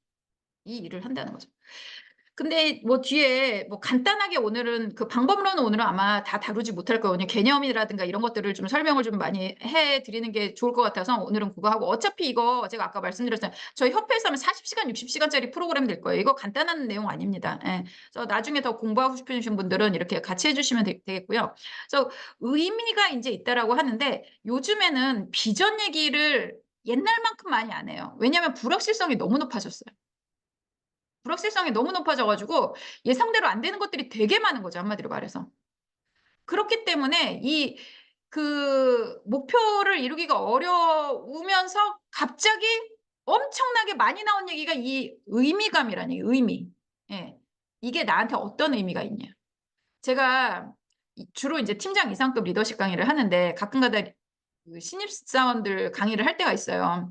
그럼 신입사원들이 이제 많이 들어온 회사야 이제 모아 놓고 이렇게 하지만, 이제 어떤 데는 많이 안 들어오니까 중고 신입이랑 같이 껴 가지고 인제 강의를 하는 적도 있고, 아예 어떤 회사는 한 6 개월 정도 된 사람들을 하도 나가니까, 회사에서 하도 나가니까 이 사람들 좀 교육해 달라 그래 갖고 가서 한 적도 있거든요. 그러니까 회사 생활을 쪼끔 경험을 해본 사람들이에요.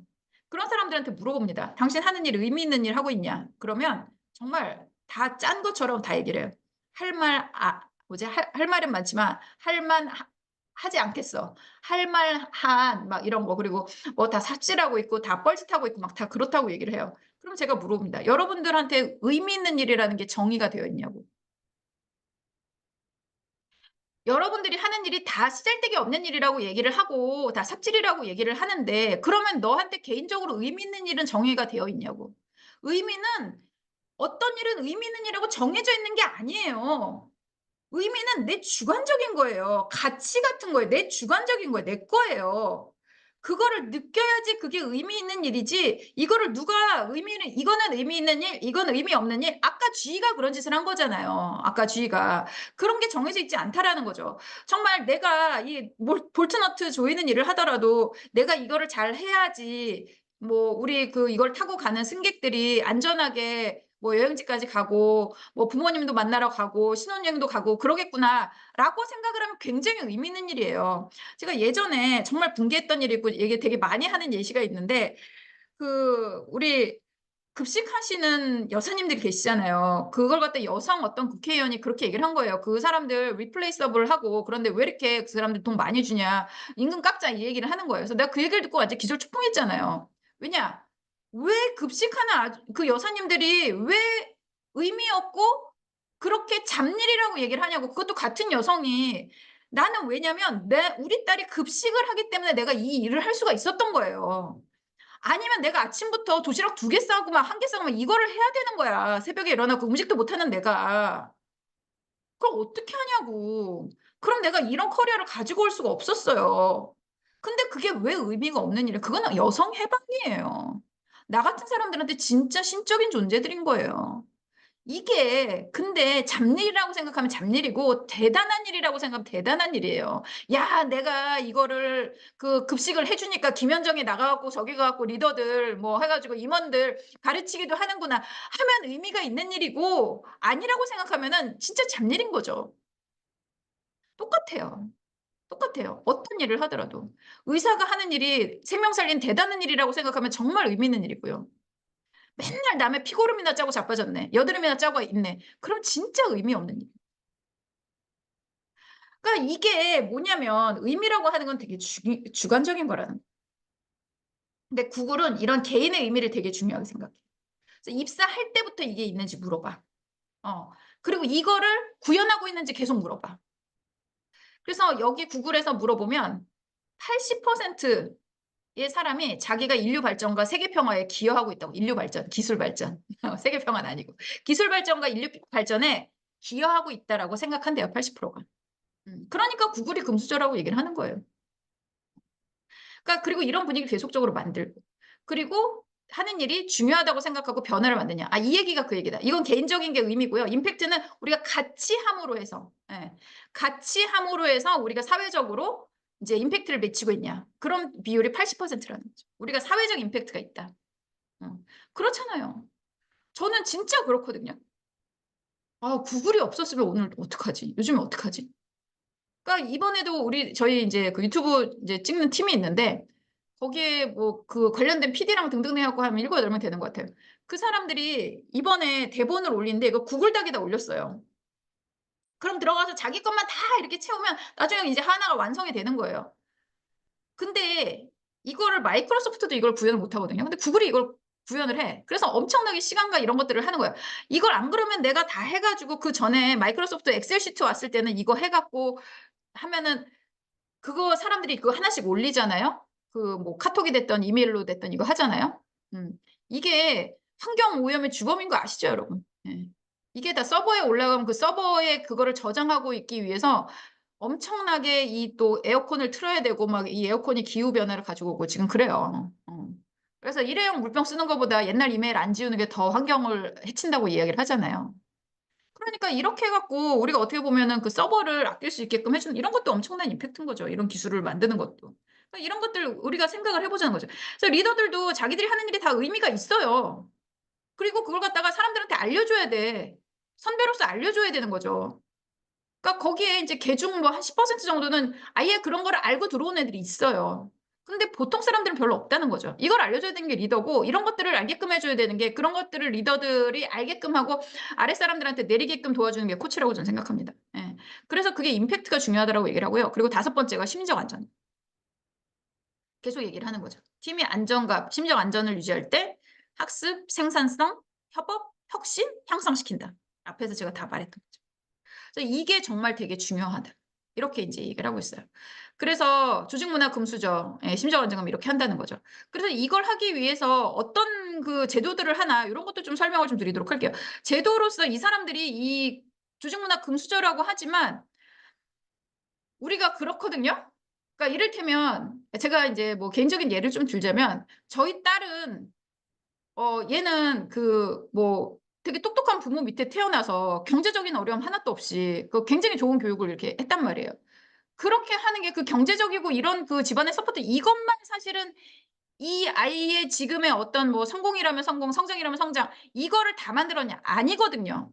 거기에 엄청나게 마음과 몸을 쓴다는 거죠, 부모가 제가. 이 아이한테 어떤 일이 생기면 그거를 해결하기 위해서 공부하고 그러고 아이를 가르치고 다독이고 타이르고 열받아도 참고 막 인제 이런 것들을 하는 게 엄청나게 많이 들어가는 거죠. 그리고 새로운 경험을 하게 해 주기 위해서 돈도 뭐 엄청나게 쓰고 이런 것들이 들어가 이게 그냥 마음만 먹어 갖고 되는 게 아니에요, 구글이.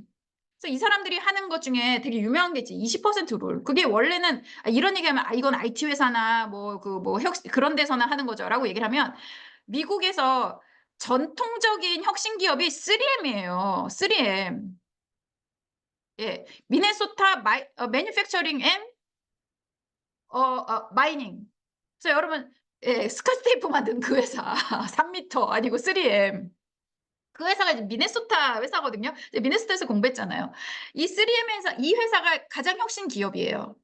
그래서 이 구글이 처음에 만들 때 이 3M의 제도를 되게 많이 카피를 했어요. 되게 많이 카피를 했어요. 이거 되게 재밌는 게 뭐냐면 인사이드 아웃이라고 그 감정 다룬 그 영화 1편 보면 거기 아버지가 미네소타 살다가 실리콘밸리로 이제 그러니까 샌프란시스코로 이사 가는 얘기가 나오거든요. 이제 그렇게 이사 간 거예요. 그 개념이. 그래서 원래는 15% 룰이었고 이게 이제 20% 룰이 된 거예요. 이거는 뭐냐? 내가 근무 시간의 20%는 딴 거를 해야 돼. 나한테 주어진 일을 내 부서에서 하는 일 말고 20%딴 일을 해야 된다는 거죠. 그러니까 뭐 개인 프로젝트를 할 수도 있어요. 근데 개인 프로젝트도 그것도 웬만큼 뭐 그 창의성을 계속 있지 않는 20%를 그걸 못 해요. 그럼 결국에 뭐냐?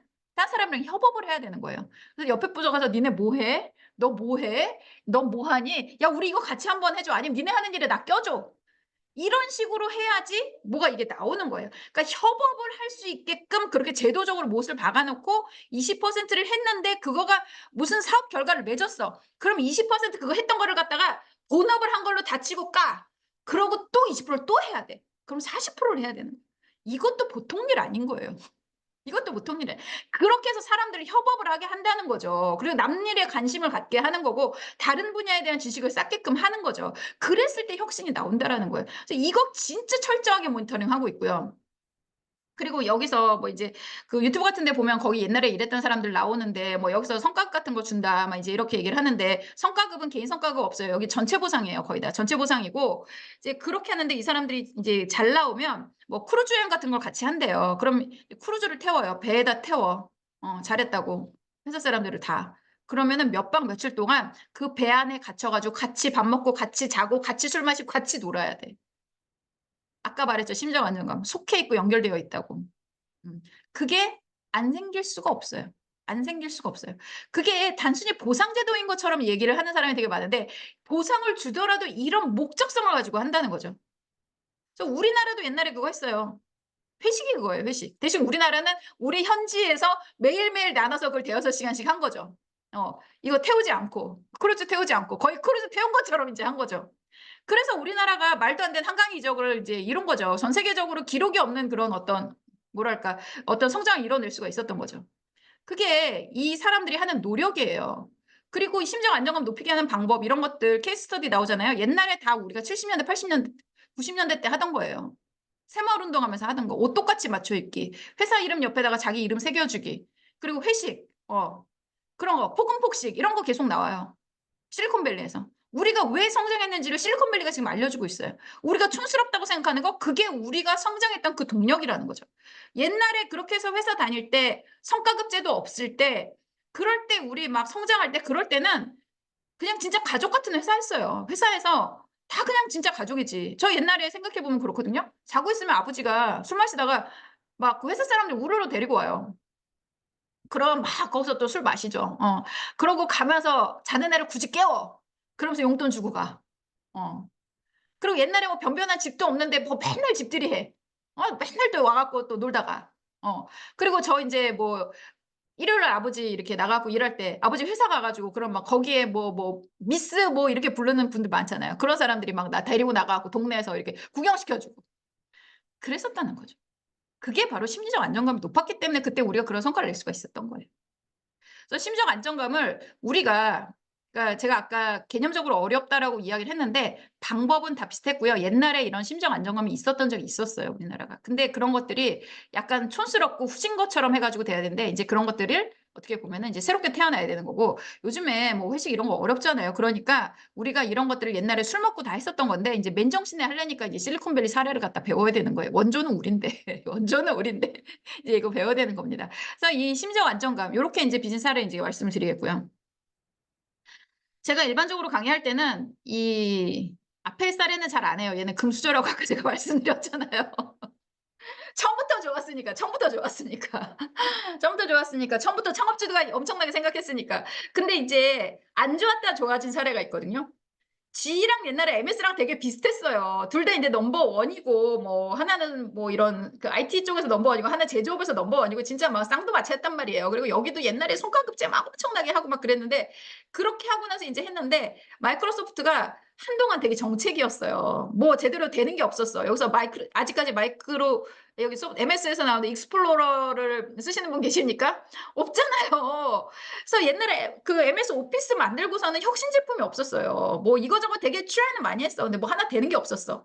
그래서 '아 되는 게 안 되겠다.' 그러면서 이 사람들이 연구를 막 열심히 했습니다. 6년 동안 연구했대요. 그러고서 이 사람들이 깨달은 게 뭐냐면 '아 이게 경쟁을 이렇게 과열시키는 건 별로 도움이 되지 않는구나.' 그러면서 인센티브 제도랑 이런 거 다 없앴어요. 그래서 무조건 팀워크 중심으로 가자라고 하면서 최적의 팀을 인제 조사를 해 가지고 이런 걸 만들었어요. 그래서 이걸 커뮤니티 리더십 인제 이런 식으로 부르더라고요. 그래서 MS는 옛날 방식에서 요즘 방식으로 탈바꿈한 예시로 제가 오히려 기업 강의할 때 많이 얘기를 합니다. 그래서 여기서는 뭘 중요시 하나 보도록 할게요. 인식 및 포용, 다양성을 굉장히 중요하게 생각을 합니다. 그래서 누가 어떻게 다른지, 그래서 팀이 협업 혁신을 위해서 효과적으로 의사소통할 수 있는지 지원한다. 그래서 이 다름에 대해서 서로 인식을 하는 건데, 다름이다라고 얘기를 하면 가장 이제 뭐 원초적으로 얘기하는 게 뭐 일단은 인종이죠. 예, 인종을 이제 미국에서는 얘기를 많이 하고, 그 다음에 이제 얘기하는 게 젠더예요. 그래서 남성, 여성. 근데 요즘에는 뭐 여러 가지 뭐 게이, 레즈비언, 뭐 트랜스젠더 뭐 이런 것까지 다 이제 이야기를 하죠. 그래서 그런 것들도 이제 우리가 알고 그런 것들에 대해서 포용할 수 있어야 된다. 그걸 다름으로 해서 배척해서는 안 된다. 그걸 우리가 포용해서 거기서 시너지를 만들어 내자라고 인제 하는 거죠. 이거의 끝판왕을 달린 게 이번에 제가 생각했을 때는 이런 거를 아주 그 시각화해서 보여준 게 올림픽 파리 올림픽의 개막식이 아니었나라는 생각을 사실은 하게 되거든요.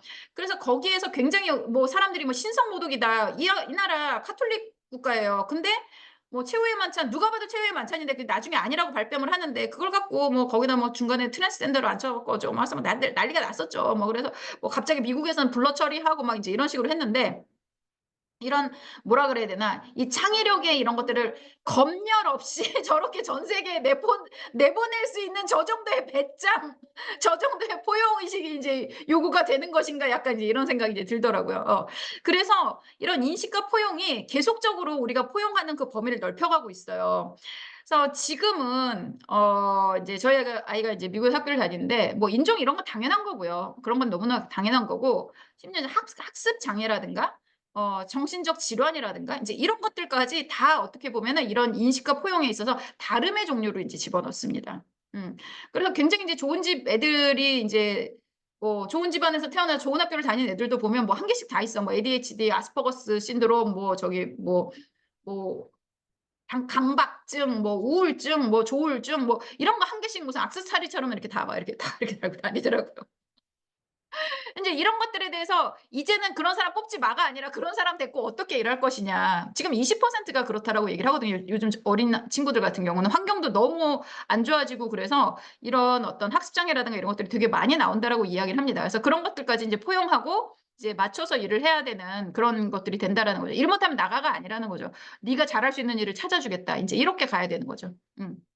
그리고 두 번째가 집합적 아이덴티티. 아까 제가 커뮤니티 인제 리더십 이제 말씀드렸고 제가 하버드 코칭 컨퍼런스에서 그 마지막에 모든 결론은 뭐냐면 "커뮤니티의 재건이다."라고 제가 말씀을 드렸어요.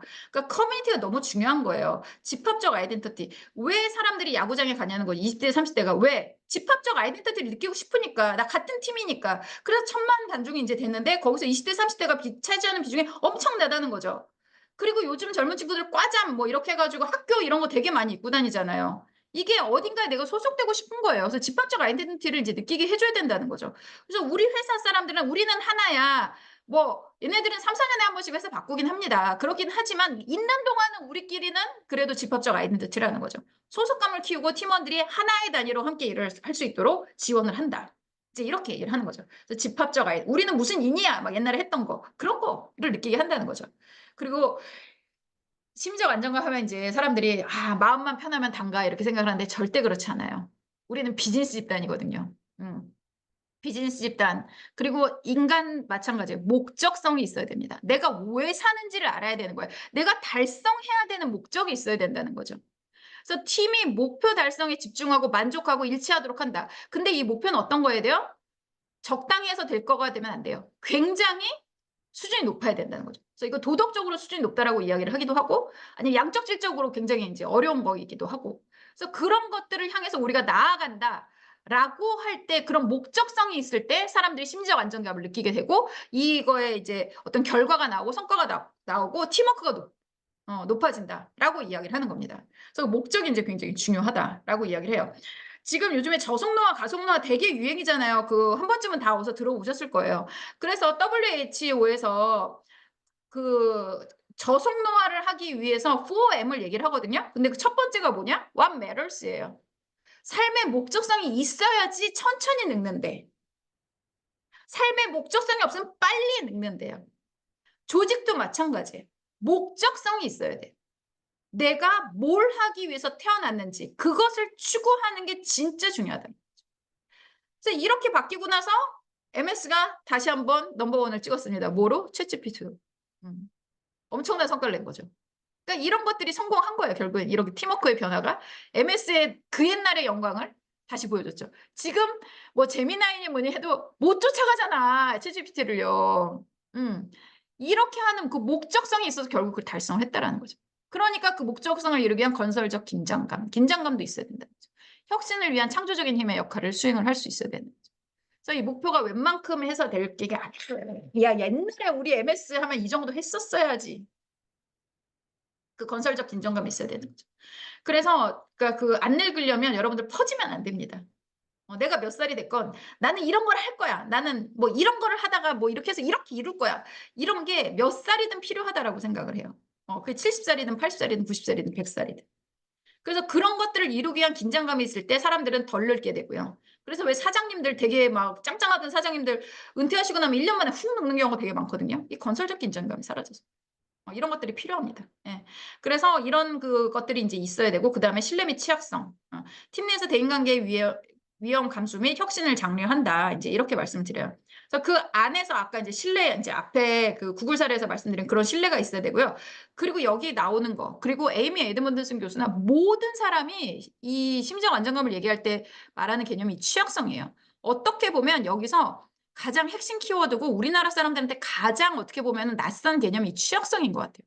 심리적 안정감에 있어서 제일 중요한 게 취약성이고요. 예, 이게 핵심 개념이에요, 사실. 심리적 안정감이 뭔가를 품고 있다, 그 코어가 이 취약성이라고 생각해요. 이거는 vulnerability라 그래서요. 상처받을 수 있음이에요. 내가 충분히 상처받을 수 있겠다. 이걸 갖고 있어야 된다는 거죠. 그래서 이게 뭐냐면 코칭을 할 때 이거 한 10년쯤 전에 맨프레드 교수님이 이거 유행하기 전에 이런 개념 유행하기 전에 그러니까 그분이 이제 찍었던 아주 짧은 그 동영상이 있어요. 거기서 뭐라고 말씀하시냐면 코칭을 하는 데가 여기 세이프 스페이스가 돼야 된다. 심정 안정감 세이프 스페이스가 돼야 된다. 그러기 위해서는 사람들이 자기가 나와갖고 자기의 인생의 미저리들까 그 뭐라 그래야 되나 궁상맞음 그리고 막 그 비극적인 모습 그런 것들을 나눠야 된다. 그러면 서로에게 도움을 구할 수 있게 된다. 그러면서 그룹 코칭이 이루어지고 그러면서 이제 변화가 일어난다. 이렇게 이제 설명을 하신 그래서 이펙티브한 조직이 된다라고 하는 굉장히 짧은 동영상이 이제 있거든요. 거기서도 얘기한 게 뭐냐면 이 세이프티에 대해서 세이프 스페이스 그러니까 회사가 세이프 스페이스가 돼야 되는 거예요. 안전한 공간이 돼야 되는 거예요. 무슨 말이든지 할 수 있는 공간이 되어야 되는 거죠. 그렇게 하기 위해서는 자기의 취약성 내가 이 얘기를 하면 남들이 욕을 하겠지. 내가 이걸 하면 남들이 나를 싫어할지도 몰라. 내가 이걸 하면 다른 사람이 공격받을지 몰라. 이런 부분을 여는 것. 이게 취약성을 드러내는 거예요. 이게 핵심이라고 이야기를 합니다. 그래서 우리가 코칭을 하는 데 있어서 계속 잘난 척하고 이런 거가 아니라는 거예요.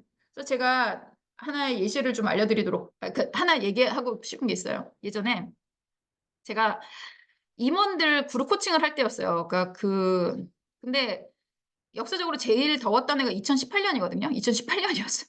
2018년 이제 여름에 제가 그룹 코칭을 하는데, 신임원 그룹 코칭을 이제 하고 싶어갖고 그걸 하자고 제안을 하라 그랬고 했더니, 신임 임원을 4명, 5명을 모을 수 있는 시간은 아침 6시 반밖에 안 된다는 거예요. 낮 시간은 4명을 도저히 모을 수가 없대. 그래서 6시 반에 그룹 코칭을 시작해요. 그래서 8시까지 이제 8시인가 8시 반까지 진행을 했는데, 근데 그때가 제일 더웠던 때라 그랬잖아요. 그럼 그 건물을 가잖아요. 그러면 이제 그 건물은 공장이 아니니까 밤새도록 돌아가는 데가 아니에요.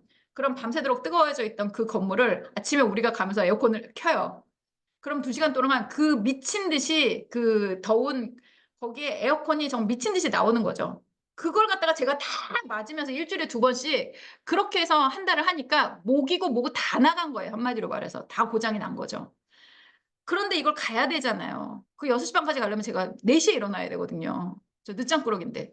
그렇게 했고 정말 정말 너무 안 되겠어가지고 제가 이비인후과 갔더니 선생님 급한 대로 스테로이드를 처방을 해주셨어요.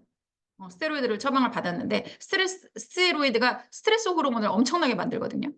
그러고 가갖고 이제 그날따라 제가 이제 워낙 제 컨디션이 안 좋으니까 찔렸나 봐요. 찔렸나 봐요. 그래서 거기서 코칭을 하는데 제가 그런 얘기를 했어요. 아, 여러분 오늘 왜 이렇게 말씀이 없으세요? 뭐 어제 무슨 일 있으셨어요?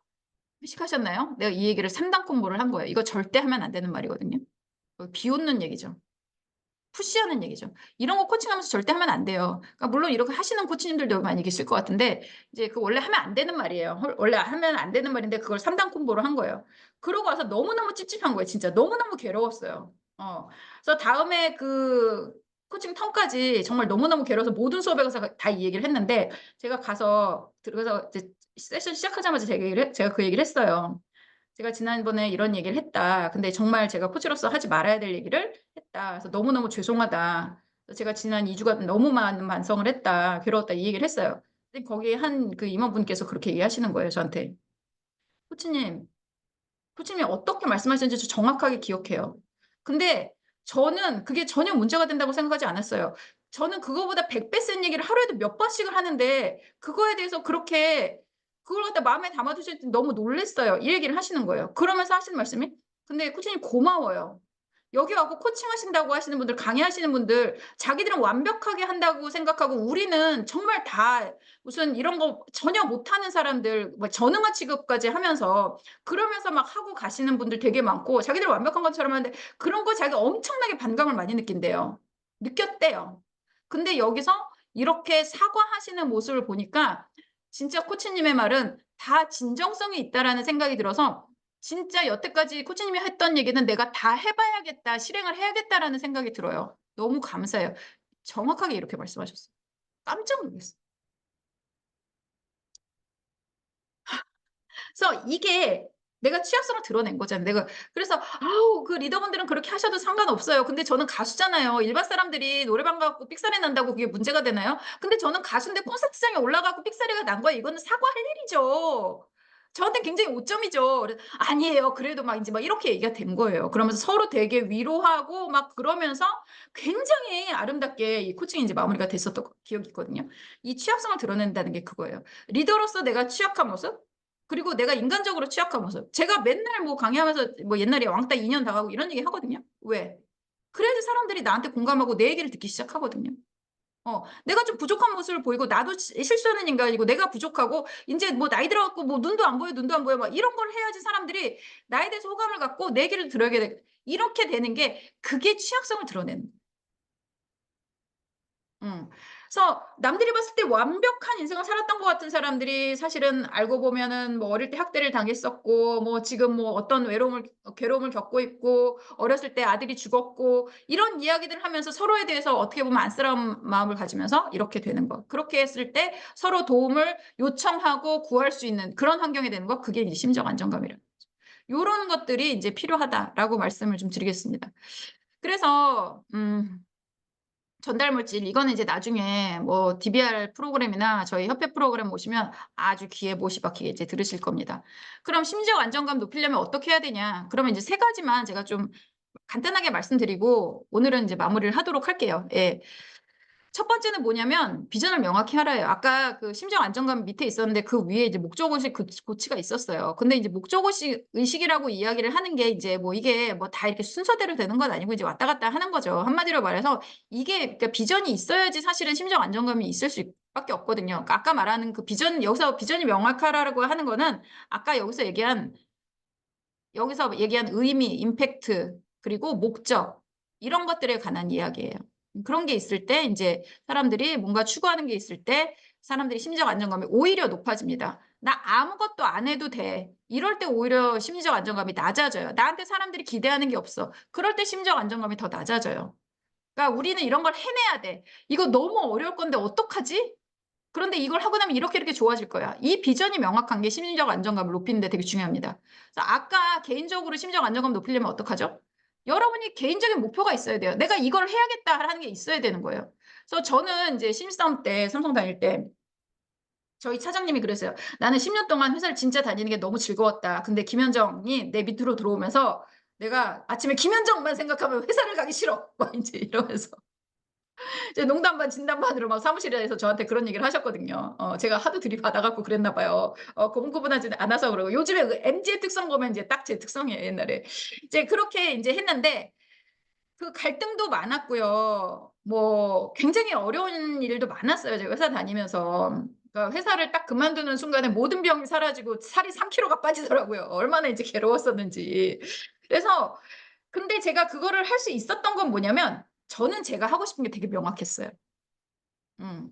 그리고 제가 하는 일이 되게 하고 싶은 일이 되게 명확했기 때문에 그거를 달성을 해야 됐기 때문에 그걸 다 참고 갈 수 있었던 거죠. 그리고 뭐라고 하더라도 '어떻게 이걸 돌파하지?' 막 이 생각만 밖에 안 하고 뭐 차장님이 그렇게 막 해 가지고 나 뭐 되게 많이 울었어요 제가. 그래서 "너는 뭐 내가 말만 하면 우냐." 막 이런 식으로 얘기하고 심리적 안정감 진짜 낮았어.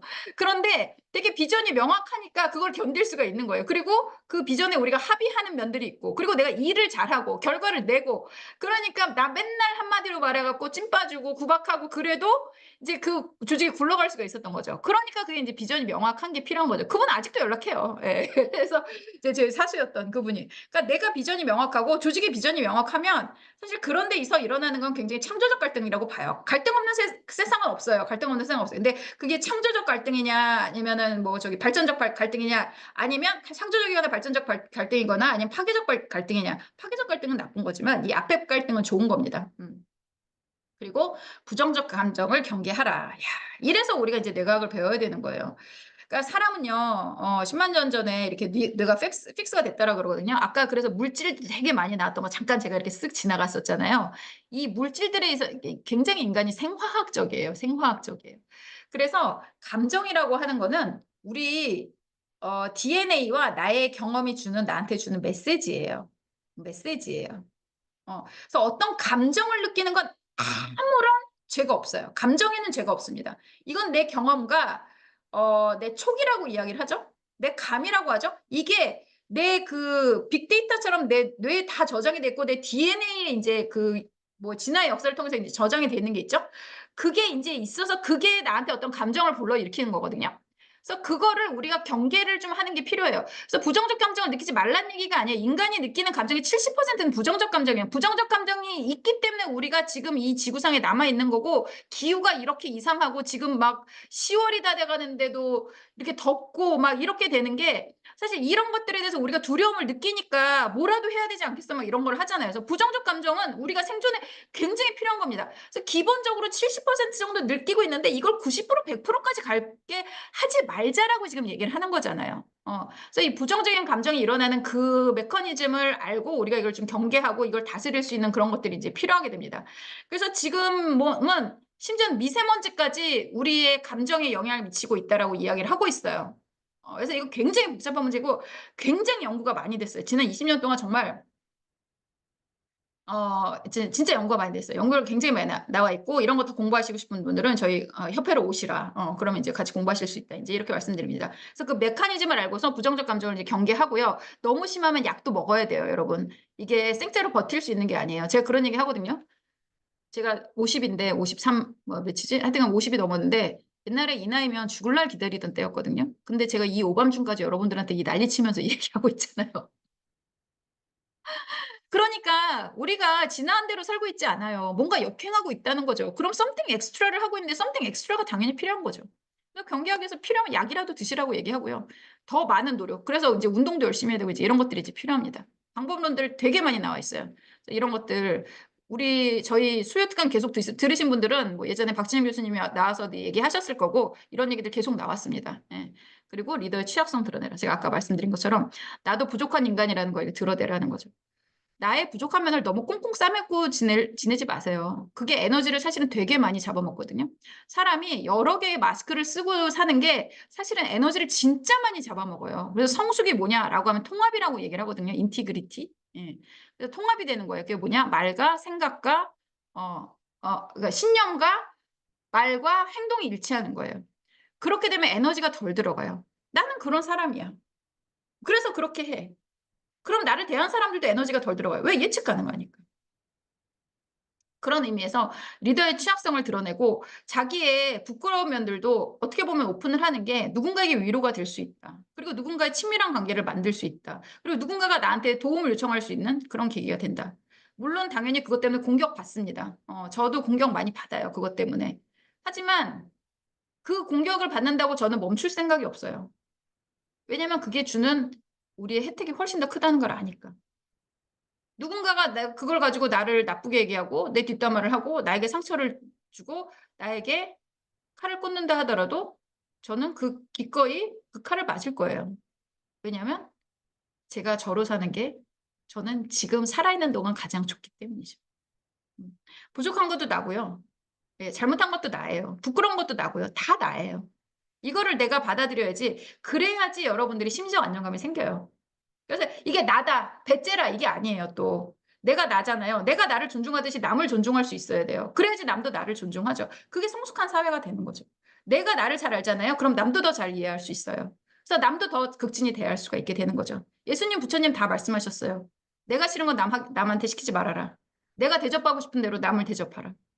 다 그런 거죠. 근데 내가 어떻게 대접받고 싶은지 모르니까 그거를 예, 남한테 할 수가 없는 거죠. 그런 의미에 있어서 우리 모두 다 부족한 인간이에요.